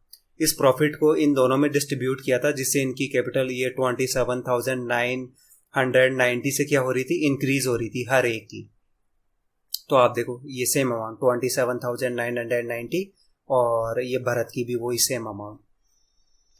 तो इस अमाउंट से इनकी कैपिटल इंक्रीज हो जाएगी। अब देखो जैसा क्वेश्चन में दिया था कि अश्विनी ने 10,000 का स्टॉक जो था वो 8,000 में एक्सेप्ट किया था, लिया था। तो इसके रिगार्डिंग ये वाली एंट्री हुई थी, जिसकी वजह से कि अश्विनी की कैपिटल 8,000 से डिक्रीज हो रही थी। तो ये देखो 8,000 से डिक्रीज हो रही है अश्विनी की कैपिटल। अब देखो जैसा क्वेश्चन में दिया हुआ था कि अनरिकॉर्डेड एक रेडियो था जिसको कि भरत ने टेक ओवर किया था, तो उसके रिगार्डिंग ये वाली एंट्री पास हुई थी, जिससे कि उसकी कैपिटल क्या हो रही थी? 600 से डिक्रीज हो रही थी। तो देखो ये 600 से डिक्रीज हो गई भरत की कैपिटल। और जो भरत ने जैसे कि 10,000 का इन्वेस्टमेंट 9,000 में लिया था, तो उसकी वजह से उसकी कैपिटल डिक्रीज हुई थी। तो देखो ये वाली जनरल में एंट्री पास की गई थी, ठीक है। तो भरत की कैपिटल 9,000 से क्या हो रही थी? इसमें डिक्रीज हो रही थी। तो आप देखो ये 9,000 से भरत की जो कैपिटल है वो डिक्रीज हो रही है। अब देखो जो ये अश्विनी है, अश्विनी का सीआर साइड का आप टोटल देखो, मतलब इन सारी आइटम का आप टोटल करो कितना है? 67,990। लेकिन आप डीआर साइड देखो, अश्विनी ने क्या किया था? स्टॉक टेक ओवर किया था, जिसकी वजह से उसकी कैपिटल जो थी 8,000 से डिक्रीज हो गई थी। तो जब आप इस 67,990 में से ये 800 आप लेस करोगे तो 59,990 आएगा, ठीक है। मतलब सारे एडजस्टमेंट के बाद में इसका जो कैपिटल अकाउंट है वो 59,990 से सीआर बैलेंस शो कर रहा है। मतलब इतनी ही अमाउंट क्या करेगी? फर्म पे करेगी अश्विनी को। इसी तरीके से आप भारत के लिए देखो, जो इसका सीआर साइड का टोटल है वो कितना आ रहा था? 57,990, ठीक है। लेकिन इसने एक तो टाइपराइटर लिया था फर्म का, उसकी वजह से डिक्रीज हो गई इसकी कैपिटल। और दूसरा इसने इन्वेस्टमेंट 9,000 में लिया था, तो 9,000 से और डिक्रीज हो जाएगी। तो ये दोनों अमाउंट जब आप इस 57,990 में से लेस करोगे तो क्या आएगा? तो देखो ये आएगा 48,390। मतलब कि सारे एडजस्टमेंट के बाद में भारत की जो कैपिटल है वो 48,390 की है। मतलब कि इतना पेमेंट जो है फर्म करेगी भरत को। तो जब इस पेमेंट के रिगार्डिंग एंट्री पास की जाएगी तो उसकी वजह से देखो क्या होगा, इन दोनों के कैपिटल अकाउंट जो है इन दोनों अमाउंटों से क्या हो जाएंगे, डीआर हो जाएंगे, ठीक है। और जिसकी वजह से ये जो कैपिटल अकाउंट के दोनों साइड्स होंगे वो इक्वल हो जाएंगे। अश्विनी के लिए भी देख लो, ये दोनों साइड्स इक्वल हो गए। ऐसे ही आप भरत के लिए भी देख लो, ये 57,990 और सीआर साइड का भी टोटल 57,990।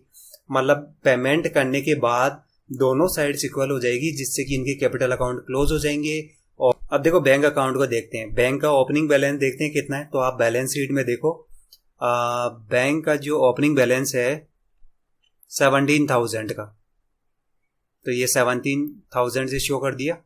अब आप देखो इस रियलाइजेशन अकाउंट में देखो, ये जो इन्वेस्टमेंट, डेप्टर, बिल्डिंग, गुडविल, इनको सेल करने पे ये अमाउंट रिसीव हुई थी और इनका टोटल कितना था 1,89,000। मतलब इस अमाउंट से बैंक बैलेंस इंक्रीज होगा। अब तो ये देखो 1,89,000 से बैंक इंक्रीज हो जाएगा। अब देखो बैंक डिक्रीज किस किस वजह से हो रहा था, ये रियलाइजेशन अकाउंट है। तो एक तो डिक्रीज हो रहा था, ये मिसेज भरत की जो वाइफ थी उसको पेमेंट किया था 20,000 का, उससे डिक्रीज हुआ। ऐसे ही क्रेडिटर्स को पेमेंट किया था 75,620 का, उससे डिक्रीज हुआ। और रियलाइजेशन एक्सपेंसेस का पेमेंट किया था 2,000 से, उससे डिक्रीज हुआ। मतलब इन तीनों अमाउंटों से क्या हो रहा है, बैंक बैलेंस डिक्रीज हो रहा है। तो आप देखो सेम अमाउंट है, वही 75,620, ये 2,000 का और ये 20,000 का, तीनों सेम अमाउंट है। तो इन तीनों से बैंक बैलेंस क्या हो जाएगा, डिक्रीज हो जाएगा। अब आप ये कैपिटल अकाउंट को देखो, ठीक है। अश्वनी को कितने का पेमेंट किया गया था, 59,990 का। तो इसी से क्या होगा, फर्म का बैंक बैलेंस कम हो जाएगा। ये देखो 59,990 से बैंक बैलेंस कम हो गया। और जो भरत को पेमेंट किया गया था 48,390 से, तो ये देखो 48,390 से बैंक बैलेंस क्या हो जाएगा, कम हो जाएगा। अब देखो इस बैंक अकाउंट की ये सारी एंट्रीज पास हो चुकी है। अब जब टोटल करेंगे दोनों साइडों का तो वो इक्वल आना जरूरी है। अगर ये इक्वल नहीं आ रहा है मतलब आपने कैलकुलेशन में मिस्टेक कर दी। अब देखो अगला देखते हैं, डू इट योरसेल्फ। तो देखो ये मेरे पेड कोर्स का हिस्सा है, तो अगर आप मेरा पेड कोर्स लेना चाहते हो तो जो मेरा व्हाट्सअप नंबर है आप उस पर व्हाट्सअप कर सकते हो। अब देखो अगला देखते हैं, इलस्ट्रेशन 6। सोनिया, रोहित और उदित क्या है, देखो पार्टनर एक फर्म के अंदर, उनका जो प्रॉफिट शेयरिंग रेशियो है वो 5:3 का है। और ये नीचे उनकी बैलेंस शीट दी हुई है मार्च 31, 2017 की। अब देखो नीचे देखते हैं ये क्या क्या दे रहा है। फर्म जो होती है जिस दिन की ये बैलेंस शीट है उस दिन डिसॉल्व हो जाती है, मतलब बंद हो जाती है। तो हमें क्या करना है, ये जो नीचे इन्फॉर्मेशन दी हुई है इस इन्फॉर्मेशन का यूज करते हुए हमें फर्म्स की बुक्स जो है वो क्लोज करनी है। तो पहले नंबर का पॉइंट देखते हैं इसका। बिल्डिंग को सेल करने पे जो अमाउंट रिसीव होती है 1,90,000 की। जो बीआर है, बीआर से जो अमाउंट रिसीव होती है वो 1,10,000 की है। स्टॉक को सेल करने पर 1,50,000 की अमाउंट रिसीव होती है। मशीनरी को सेल करने पर 48,000 की अमाउंट रिसीव होती है। फर्नीचर को सेल करने पर 75,000 की अमाउंट रिसीव होती है। अब सेकंड नंबर का पॉइंट देखते हैं। बैंक के लोन का सेटलमेंट 1,30,000 की अमाउंट पे होता है, या फिर यूँ कह दो कि बैंक के लोन के 1,30,000 पे किए जाते हैं। लेकिन देखो लोन कितने का है, 1,20,000 का, और उससे भी ज़्यादा का पेमेंट किया गया है। और क्रेडिटर और जो ये बिल पेएबल है उनका सेटलमेंट जो होता है 10% डिस्काउंट पे होता है। मतलब बैलेंस शीट पे जितने भी अमाउंट पे आपने शो किया हुआ है, ये 30,000 और 30,000, इन दोनों के टोटल का आप 10% कैलकुलेट करो कितना आएगा, वो लेस कर दो, उतनी अमाउंट इन दोनों को पे की जाती है। मतलब उतनी अमाउंट में क्या होता है, इन दोनों का सेटलमेंट हो जाता है। थर्ड नंबर का पॉइंट देखो, रोहित और फर्म के बीच में ये एग्रीमेंट होता है कि जो रियलाइजेशन एक्सपेंसेस हैं वो रोहित पे करेगा, और उनकी देखो जो अमाउंट है वो 12,000 की अमाउंट होती है। सॉरी, जो अमाउंट जो है वो 12,000 की नहीं, वो 10,000 की अमाउंट है, ठीक है। और इसके लिए फर्म जो है रोहित को 12,000 का पेमेंट करती है। देखो वैसे लिखा हुआ तो है कि ये मतलब पे किया जाएगा, लेकिन एक्चुअल में पे नहीं किया जाएगा। ये 12,000 इसकी कैपिटल जो होगी वो इंक्रीज कर दी जाएगी। तो हमें देखो क्या करना है, हमें कौन कौन से अकाउंट बनेंगे वो बनाने हैं। तो देखो इसका सॉल्यूशन देखते हैं। सबसे पहले रियलाइजेशन अकाउंट को देखते हैं।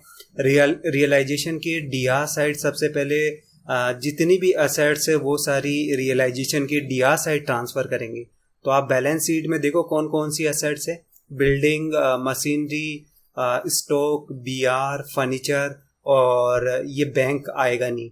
ठीक है, तो ये 5 आइटम है, ये ट्रांसफ़र करनी है और उसी अमाउंट से ट्रांसफ़र करनी है जिस अमाउंट से ये बैलेंस शीट में जो है शो की हुई है। तो देखो ये बिल्डिंग, मशीनरी, स्टॉक, बीआर और फर्नीचर से क्या होगा, रियलाइजेशन डीआर हो जाएगा। जब इन सब का टोटल करेंगे तो जो अमाउंट आएगी वो 6 लाख की आएगी। अब देखो इस रियलाइजेशन अकाउंट की सीआर साइड जो एक्सटर्नल लाइबिलिटीज़ है वो ट्रांसफ़र की जाएगी। तो आप बैलेंस शीट में देखो कौन कौन सी लाइबिलिटी है एक्सटर्नल, क्रेडिटर है, बीपी है, बैंक लोन है, ये देखो इम्पोर्टेंट है, सोनियाज हस्बैंड लोन। तो ये क्या है, देखो कंफ्यूज करने के लिए देते हैं ताकि स्टूडेंट क्या है मिस्टेक करे। अगर यहाँ पर सोनिया का लोन लिखा हुआ होता तब ये रियलाइजेशन अकाउंट में ट्रांसफ़र नहीं आता, लेकिन ये सोनिया के हस्बैंड का लोन है, इसी वजह से ये रियलाइजेशन अकाउंट में ट्रांसफ़र किया जाएगा और वही सेम अमाउंट जिस अमाउंट से आपने बैलेंस शीट में शो किया हुआ है।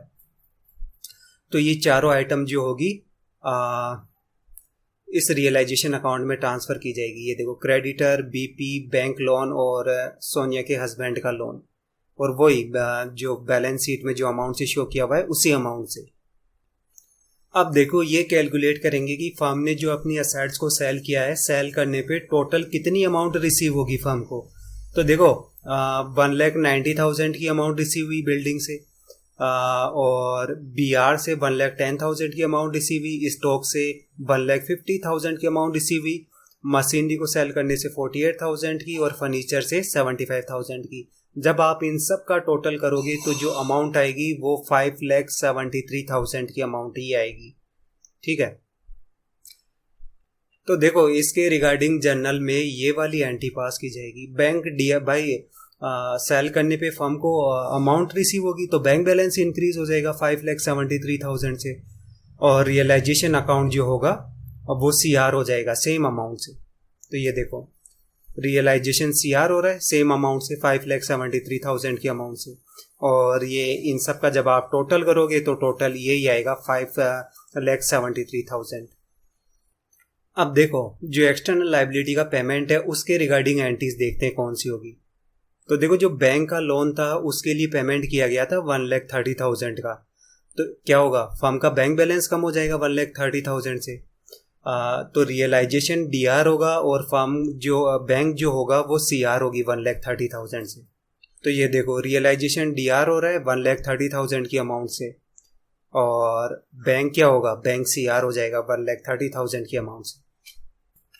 अब देखो क्रेडिटर और बीपी के लिए, बीपी का जो सेटलमेंट हुआ था वो 10% डिस्काउंट पे हुआ था। तो देखो क्रेडिटर 30,000 के और बीपी 30,000 की, टोटल कितना हुआ 60,000। ठीक है 60,000, लेकिन पेमेंट 10% लेस का किया गया। तो कैलकुलेट करो कितने का पेमेंट किया, इसको मल्टीप्लाई कर दो 90/100 से, तो क्या निकल के आएगा, ये 54,000 की अमाउंट आएगी। मतलब 54,000 का पेमेंट किया गया है, तो 54,000 से बैंक जो होगा वो डिक्रीज हो जाएगा, मतलब बैंक जो होगा वो 54,000 से सीआर होगा और सेम अमाउंट से रियलाइजेशन क्या होगा, डीआर होगा। तो ये देखो 54,000 से रियलाइजेशन जो अकाउंट है वो डीआर होगा। अब देखो 3rd नंबर का पॉइंट, रोहित और फर्म के बीच में जैसे कि सेटलमेंट हुआ था कि जो रियलाइजेशन एक्सपेंसेस है वो रोहित पे करेगा, और इसके लिए फर्म जो है वो रोहित को 12,000 का पेमेंट करेगी। ठीक है, तो देखो एंट्री सिर्फ इस 12,000 की होगी, इस 10,000 की नहीं होगी जो कि रोहित पे कर रहा है, जो रियलाइजेशन एक्सपेंसेस, इसका कोई लेना देना नहीं है, एंट्री सिर्फ इस 12,000 की होगी। तो देखो इसके रिगार्डिंग जो जर्नल में एंट्री होगी वो ये वाली होगी, रियलाइजेशन जो अकाउंट होगा वो डीआर हो जाएगा 12,000 से, और रोहित की कैपिटल जो होगी वो 12,000 से इंक्रीज हो जाएगी। मतलब रियलाइजेशन डीआर हो रहा है 12,000 से, तो आप देखो ये रियलाइजेशन डीआर हो रहा है 12,000 की अमाउंट से। अब देखो ये सोनिया के हस्बैंड का जो लोन था 1,30,000 का, इसके रिगार्डिंग कौन सी एंट्री पास होगी, इसके रिगार्डिंग ये वाली एंट्री पास होगी। रियलाइजेशन अकाउंट डीआर होगा 1,30,000 से, और भाई फर्म पेमेंट करेगी इस लोन का, तो उसकी वजह से इसी अमाउंट से बैंक बैलेंस जो होगा वो डिक्रीज हो जाएगा। तो मतलब रियलाइजेशन डीआर हो रहा है 130 से, तो आप देखो ये 130 से क्या हो रहा है, रियलाइजेशन डीआर हो रहा है। अब देखो इस रियलाइजेशन अकाउंट के रिगार्डिंग सारी एंट्रीज पास हो चुकी है। अब इसका बैलेंस देखेंगे कि बैलेंस कितना है।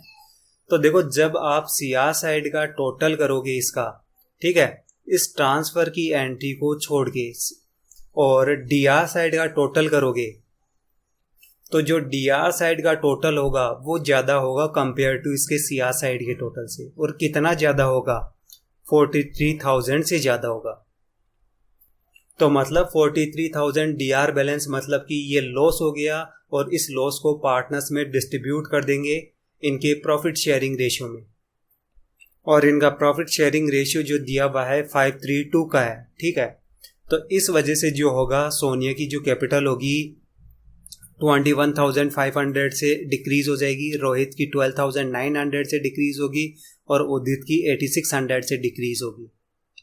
मतलब जर्नल में क्या एंट्री पास करेंगे, रियलाइजेशन अकाउंट जो होगा वो सीआर होगा 43,000 से, और इन तीनों की जो कैपिटल होगी वो डीआर होगी इन तीनों अमाउंटों से जो ये दी हुई है। और जब ये ट्रांसफर की एंट्री पास कर दी जाएगी, उसके बाद क्या होगा, इस रियलाइजेशन अकाउंट के दोनों साइड जो होंगे वो इक्वल हो जाएंगे उनका टोटल, जिस वजह से ये अकाउंट क्लोज हो जाएगा। अब देखो मैं नेक्स्ट पेज पे आ गया हूं। इनके कैपिटल अकाउंट देखते हैं। सबसे पहले इनकी ओपनिंग कैपिटल देखते हैं। सोनिया की जो है 70,000, रोहित की 90,000, उदित की 1,10,000। तो ये देखो 70,000, 90,000 और 1,10,000 से शो कर देंगे। अब देखो जैसा मैंने आपको बताया था कि रियलाइजेशन एक्सपेंसेस के लिए रोहित को जो है वो 12,000 का पेमेंट किया गया था, ठीक है। उसके रिगार्डिंग ये वाली जर्नल में एंट्री पास हुई थी, रियलाइजेशन डीआर हुआ था, और रोहित की कैपिटल जो थी वो इंक्रीज हुई थी 12,000 से। तो ये देखो ये 12,000 से इंक्रीज हो रही है रोहित की कैपिटल। अब देखो ये जो एक्यूमुलेटेड प्रॉफिट है जनरल रिजर्व, जिसकी की अमाउंट 80,000 की है, इसको डिस्ट्रीब्यूट करने के रिगार्डिंग जर्नल में जो होगी ये वाली एंट्री पास की जाएगी, ठीक है। जनरल रिजर्व का अकाउंट डीआर होगा 80,000 से, जिससे ये अकाउंट क्लोज हो जाएगा, और इसको 532 के रेशियो में इन तीनों पार्टनर्स में डिस्ट्रीब्यूट करेंगे, जिनसे कि इनकी जो कैपिटल होगी वो 40,000, 24,000 और 16,000 से इंक्रीज हो जाएगी। तो ये देखो 40,000, 24,000 और 16,000 से इंक्रीज हो गई। अब देखो जैसा कि मैंने बताया कि ये जो रियलाइजेशन अकाउंट बनाने से क्या हुआ था, 43,000 का लॉस हुआ था, और वो लॉस सोनिया, रोहित और उदित में जो था डिस्ट्रीब्यूट किया गया था। मतलब उनकी कैपिटल इन तीनों अमाउंटों से क्या हो रही थी, डिक्रीज हो गई थी। तो देखो यही सेम अमाउंट से इन तीनों की जो कैपिटल होगी कैपिटल अकाउंट में डिक्रीज होगी। ये देखो 21,500, 12,900 और 8,600। अब देखो कैपिटल अकाउंट के रिगार्डिंग जितनी भी एडजस्टमेंट करने थे वो सारे हो चुके। अब इसका बैलेंस देखते हैं कि इनका किस किस का कितना कितना बैलेंस आएगा। सोनिया के लिए देखते हैं।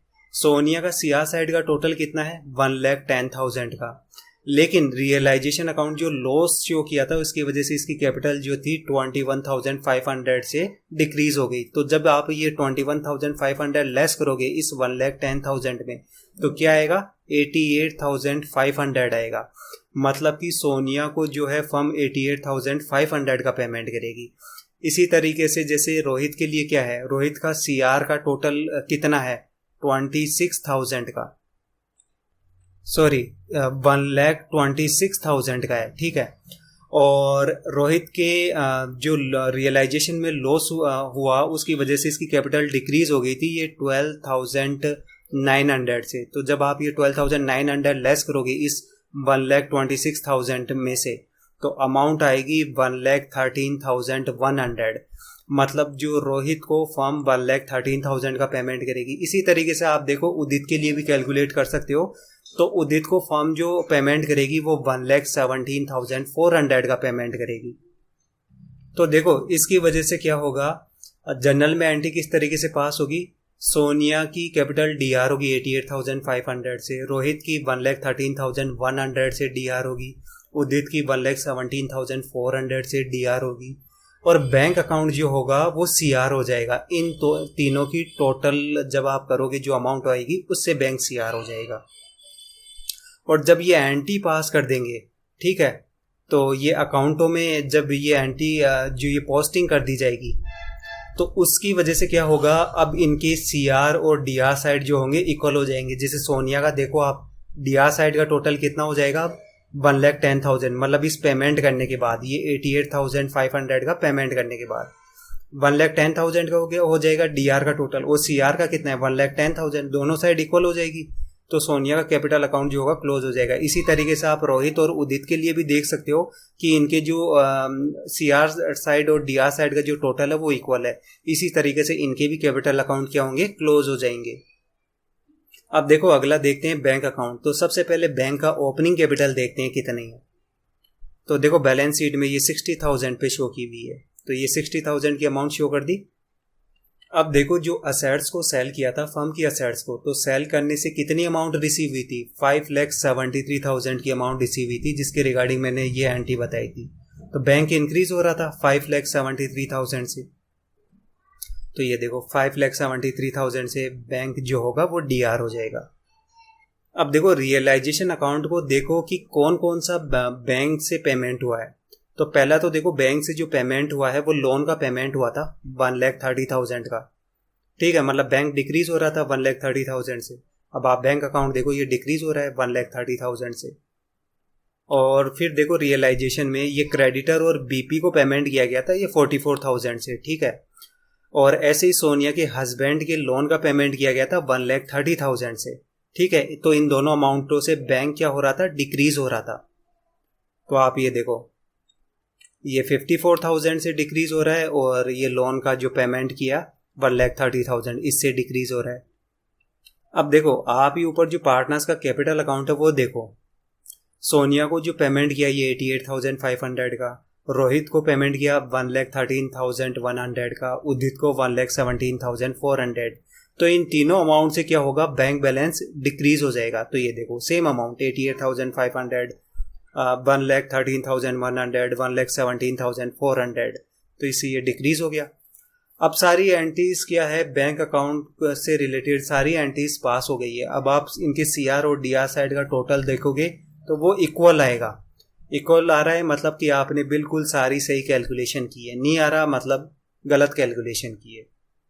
अब देखो ये नोट में क्या बोल रहा है कि जो रियलाइजेशन एक्सपेंसेस थे उनकी एंट्री जो है नहीं की गई है बुक्स के अंदर। सिर्फ जो ये 12,000 की एंट्री है जो कि रोहित को पे किए गए थे रियलाइजेशन एक्सपेंसेस के लिए, उनकी एंट्री की जाएगी। तो हाँ देखो ये बात सही है, जैसे कि आप देखो जो ये 12,000 की जो ये एंट्री की गई थी, सिर्फ यही एंट्री की गई है। जो क्वेश्चन में आप देखो रियलाइजेशन एक्सपेंसेस जो कि 10,000 की हो रहे थे, इनकी एंट्री नहीं की जाएगी। क्यों? क्योंकि एग्रीमेंट ही यही हुआ है फर्म और रोहित के बीच में कि रियलाइजेशन एक्सपेंसेस जो पे करेगा वो रोहित करेगा। तो ये जो है फर्म का इशू नहीं है, इसलिए ये जो एंट्री होगी ये नहीं की जाएगी क्योंकि ये फर्म को अब बिलोंग नहीं करती है।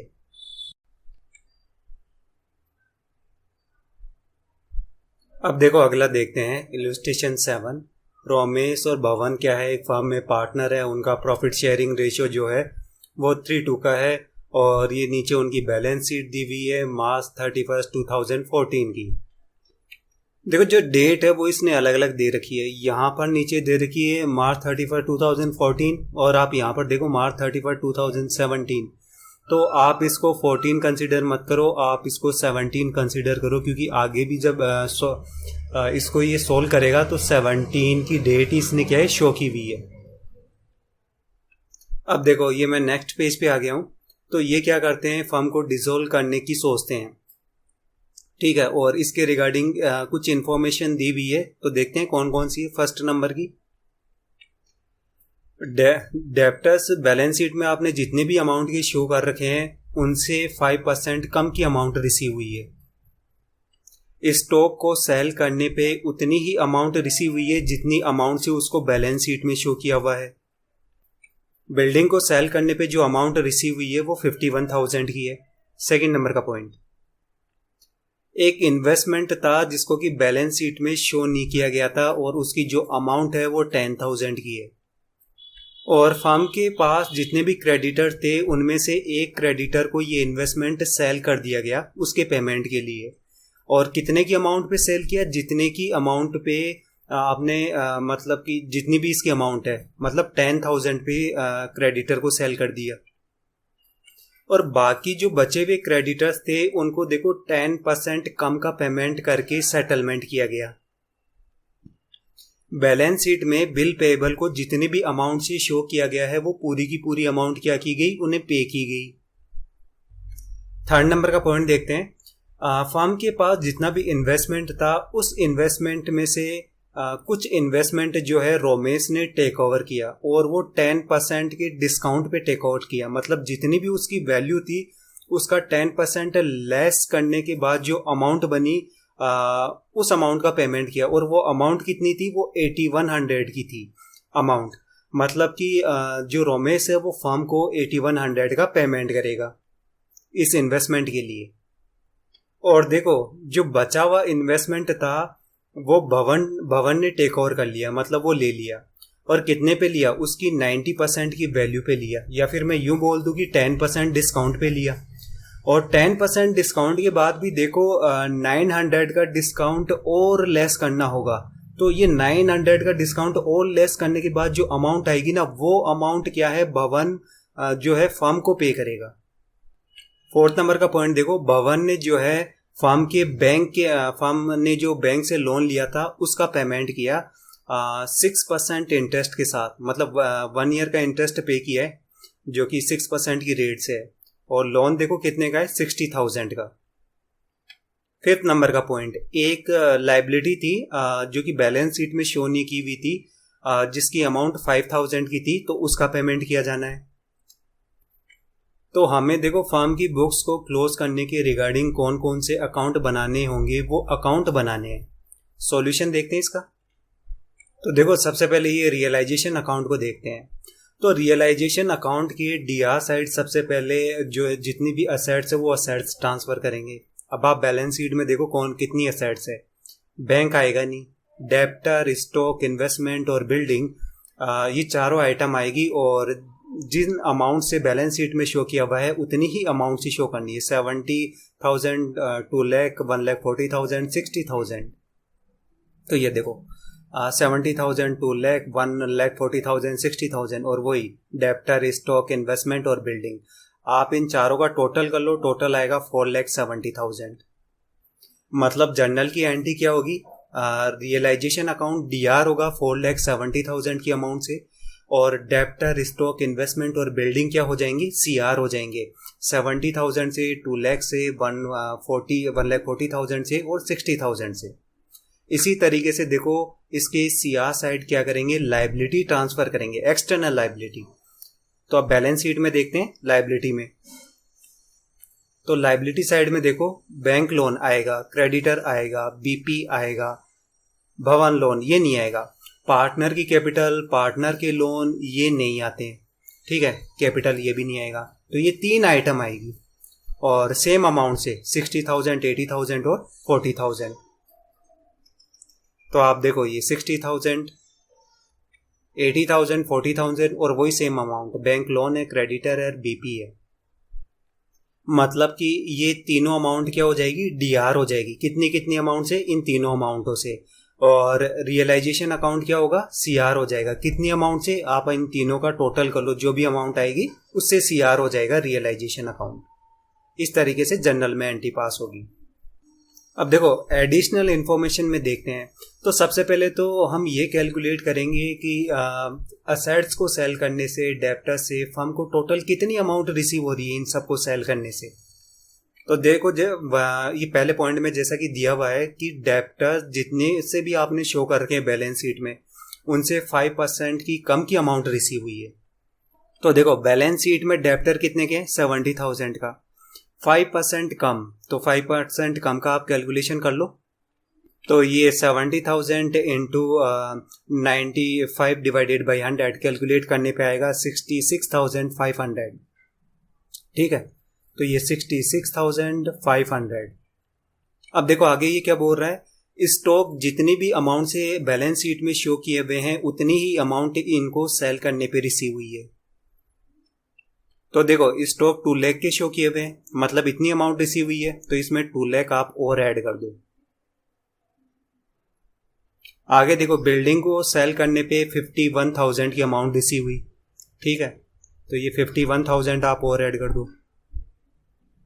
तो तीनों को ऐड करेंगे तब क्या आएगा, 3,17,500, मतलब असेट्स को सेल करने पे फर्म का जो बैंक बैलेंस होगा वो इस अमाउंट से इंक्रीज हो जाएगा। तो देखो इसके रिगार्डिंग जर्नल में कौन सी एंट्री पास होगी, तो देखो ये वाली जर्नल में एंट्री पास होगी, बैंक इंक्रीज हो जाएगा 3,17,500 से, और रियलाइजेशन CR हो जाएगा सेम अमाउंट से। तो ये देखो रियलाइजेशन CR हो गया सेम अमाउंट से, और किन की वजह से, ये तीनों आइटम्स आप देख लो, डेप्टर, स्टॉक और बिल्डिंग को सेल करने से जो अमाउंट रिसीव हुई, तीनों को ऐड करोगे क्या आएगा, ये आएगा 3,17,500। अब देखो बैंक ने कौन कौन सी एक्सटर्नल लाइबिलिटीज के लिए पेमेंट किया है वो देखते हैं। तो देखो एक बिल पेएबल का पेमेंट किया है, जितनी भी अमाउंट से बैलेंस शीट में शो किया हुआ है। तो देखो बिल पेएबल जो है 40,000 पे शो किया हुआ है, तो 40,000 का पेमेंट किया है एक, तो इसकी वजह से ये वाली एंट्री होगी। तो देखो इसके रिगार्डिंग ये वाली जर्नल में एंट्री पास हो जाएगी, रियलाइजेशन DR होगा 40,000 से, और भाई पेमेंट कर दिया तो 40,000 से बैंक बैलेंस कम हो जाएगा फर्म का, तो DR होगा रियलाइजेशन 40,000 से तो ये 40,000 से DR हो जाएगा रियलाइजेशन। अब आप 5th नंबर के पॉइंट में देखो, एक बैलेंस एक लाइबिलिटी थी जिसको कि बैलेंस शीट में शो नहीं किया गया था, और उसकी अमाउंट 5,000 की थी, तो इस 5,000 का पेमेंट करना है। तो इसकी वजह से क्या होगा, रियलाइजेशन जो होगा वो DR हो जाएगा 5,000 की अमाउंट से, और फर्म का जो बैंक बैलेंस होगा वो CR हो जाएगा 5,000 से। अब देखो इस सेकंड नंबर के पॉइंट को देखते हैं। ये बोल रहा है कि एक इन्वेस्टमेंट था जिसको कि बैलेंस शीट में शो नहीं किया था, और उसकी जो अमाउंट है वो 10,000 की है। इस इन्वेस्टमेंट को किसी क्रेडिटर को दे दिया 10,000 की अमाउंट पे ही उसके पेमेंट के लिए, ठीक है। तो इसका देखो किस तरीके से इम्पैक्ट होगा इस रियलाइजेशन अकाउंट में। जो वो 10,000 का इन्वेस्टमेंट था वो देखो CR साइड शो नहीं किया जाएगा उसकी वजह से, और जो डेप्टर हैं, जितने भी डेप्टर हैं, उन डेप्टर्स में से 10,000 के डेप्टर का जो डेप्टर होंगे उनका पेमेंट इधर DR साइड शो नहीं किया जाएगा। क्यों, क्योंकि जब इस तरीके से एडजस्टमेंट होता है कि किसी को क्रेडिटर को पैसा देना है, ठीक है, अगर उसको पैसा देना है और उसका एडजस्टमेंट पैसे से ना होकर के असेट से होता है, मतलब पैसे के बदले अगर उसको असेट्स दी जाती है तो इसकी कोई एंट्री पास नहीं की जाती, जैसा कि अपन ऑलरेडी पीछे ये डिस्कस कर चुके हैं। तो देखो इसी वजह से क्या होगा, जो ये अनरिकॉर्डेड 10,000 का जो इन्वेस्टमेंट है, ना तो इसकी एंट्री CR साइड शो की जाएगी, ठीक है, जैसे बाकी औरों के लिए शो की हुई है, जैसे डेप्टर, स्टॉक, इनके लिए ना तो इधर शो की जाएगी, और ना ही जो ये 10,000 के जो क्रेडिटर थे जिनको कि ये इन्वेस्टमेंट दिया गया, ना उसकी एंट्री जो होगी DR साइड शो की जाएगी पेमेंट के लिए। अब देखो ये क्वेश्चन में आगे क्या बोल रहा है, बाकी ये जो एक क्रेडिटर को 10,000 का असेट से सेटलमेंट किया, इसके बाद जो बाकी बचे हुए क्रेडिटर्स थे उनको 10% की डिस्काउंट, उनसे 10% का डिस्काउंट लेके उनको पेमेंट किया गया। तो देखो क्रेडिटर कितने अमाउंट से शो कर रखे हैं, 80,000 की अमाउंट से, और 10,000 के इन्वेस्टमेंट से देकर के जो सेटलमेंट हुआ उसके बाद अब कितने बचे, 70,000 के क्रेडिटर बचेंगे। अब इन 70,000 के जो क्रेडिटर्स थे इनको भी 10% कम का जो है पेमेंट किया गया है, तो इसका मतलब इनको कितने का पेमेंट किया गया, तो देखो इस तरीके से कैलकुलेट हो जाएगा, 70,000 इंटू 90 डिवाइडेड बाई 100, तो मतलब इनको 63,000 का पेमेंट किया गया। तो इसके रिगार्डिंग देखो जर्नल में ये एंट्री पास हो जाएगी, रियलाइजेशन DR हो जाएगा 63,000 से, और भाई फर्म जो है पेमेंट कर रही है तो फर्म का बैंक बैलेंस डिक्रीज हो जाएगा 63,000 से, मतलब रियलाइजेशन DR हो रहा है 63,000 से, तो आप देखो ये 63,000 से क्या हो रहा है, रियलाइजेशन DR हो रहा है। अब देखो 4th नंबर का पॉइंट देखते हैं। फर्म का एक बैंक से लिया हुआ लोन था जिसका कि पेमेंट भवन ने किया था, और इसके साथ ही इसने 6% का इंटरेस्ट भी पे किया था 1 ईयर का। तो पहले तो ये कैलकुलेट करेंगे कि इस भवन ने कितना पेमेंट किया है। तो देखो बैंक का लोन कितने का, 60,000 का, ठीक है। तो ये एक तो ये पेमेंट किया है, और 1 ईयर का इंटरेस्ट कितने का कैलकुलेट होगा, इस तरीके से ये कैलकुलेट होकर आ जाएगा 1 ईयर का इंटरेस्ट। दोनों का टोटल करेंगे कितना आएगा, 63,600। मतलब कि बैंक का लोन का पेमेंट जो करना तो फर्म को था, लेकिन किया किसने, भवन ने किया, अपनी जेब से पैसे दिए 63,600।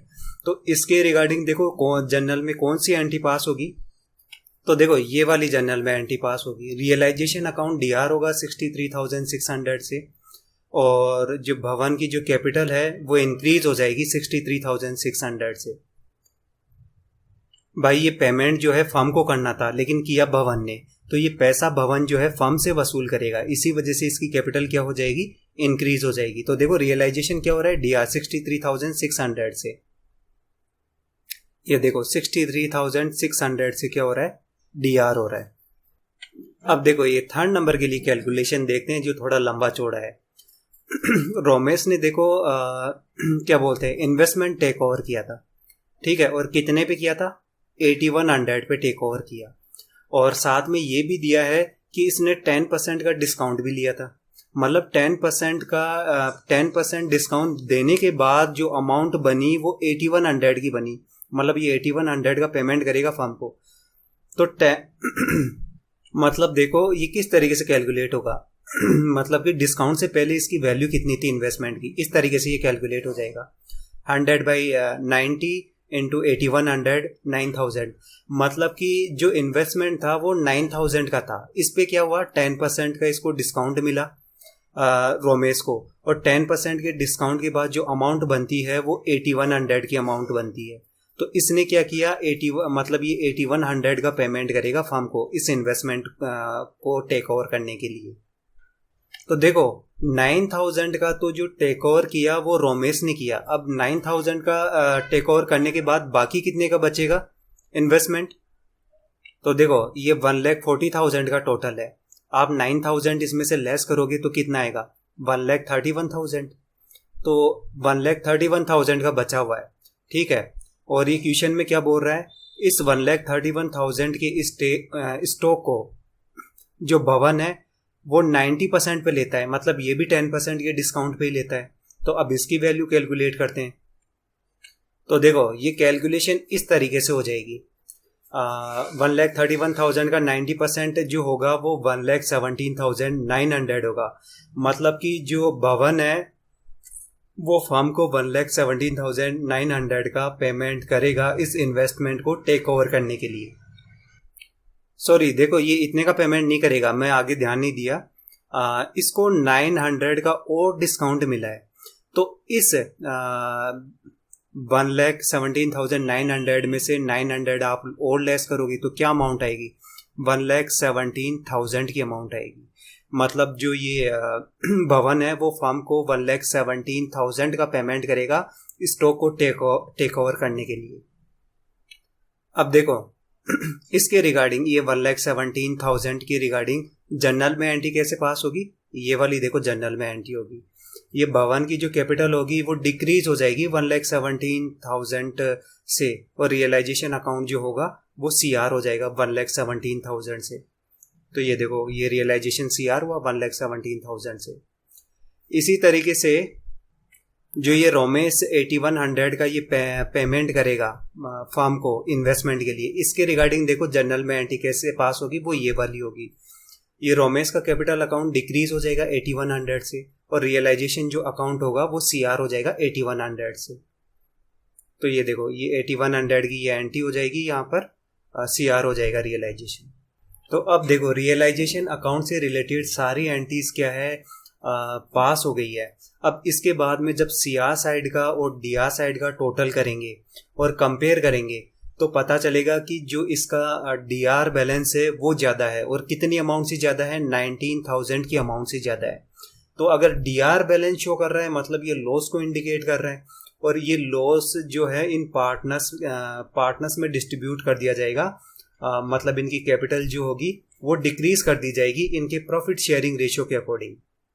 और इनका प्रॉफिट शेयरिंग जो रेशियो दिया हुआ है 3:2 का है।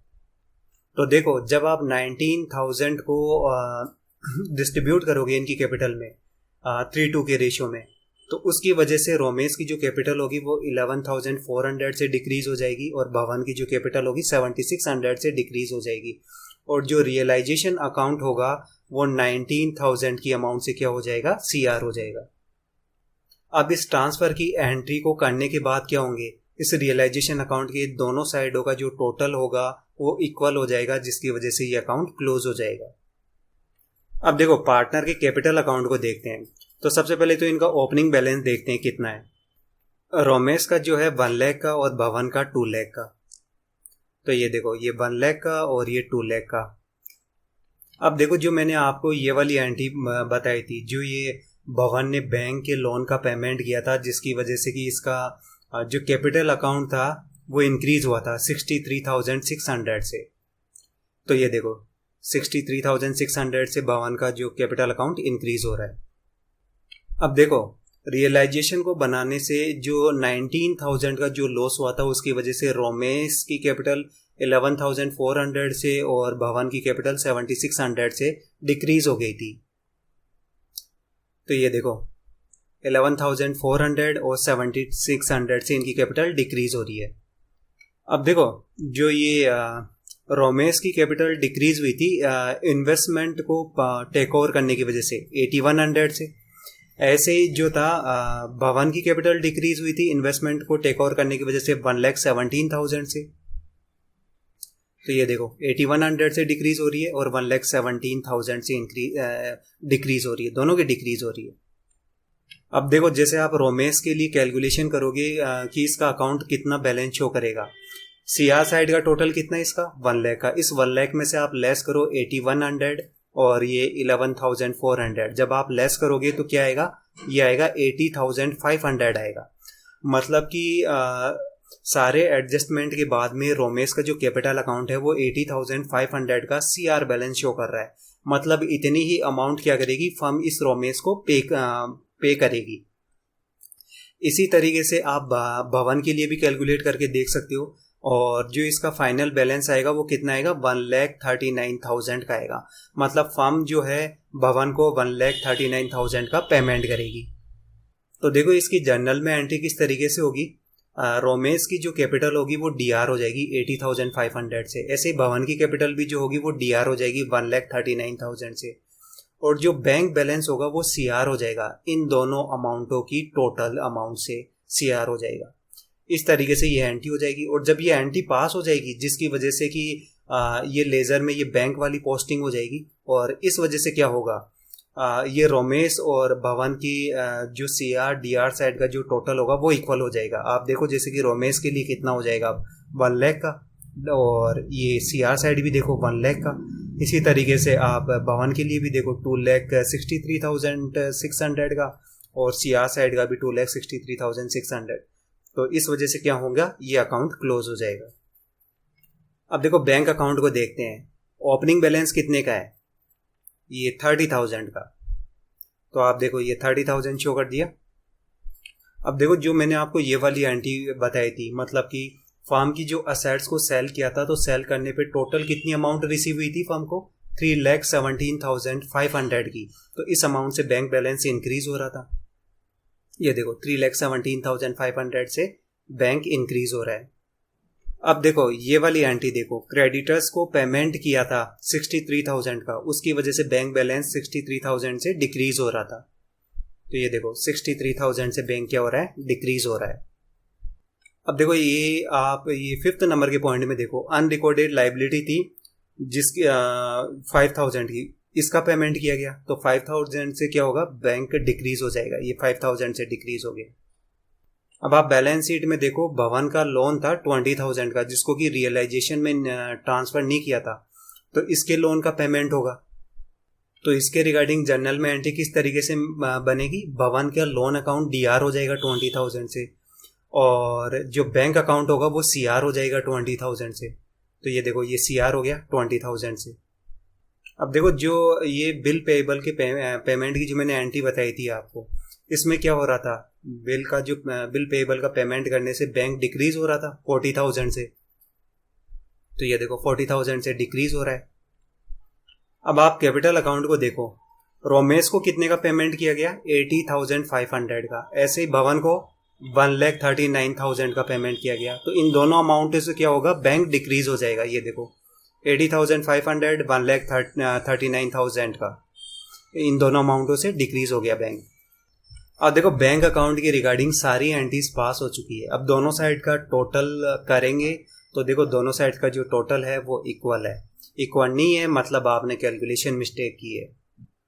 अब देखो ये नोट का बताने जैसा कुछ नहीं है, मैं आपको ऑलरेडी पहले भी बता चुका कि जो 10,000 का इन्वेस्टमेंट था वो एक क्रेडिटर ने अपना उसकी पेमेंट के लिए एक्सेप्ट किया था। तो इसकी वजह से ना तो क्रेडिटर के पेमेंट की एंट्री की गई थी, ना ही इस इन्वेस्टमेंट की एंट्री की गई थी। अगर आपको वीडियो अच्छा लगा हो तो लाइक करें, सब्सक्राइब करें। Thank you for watching.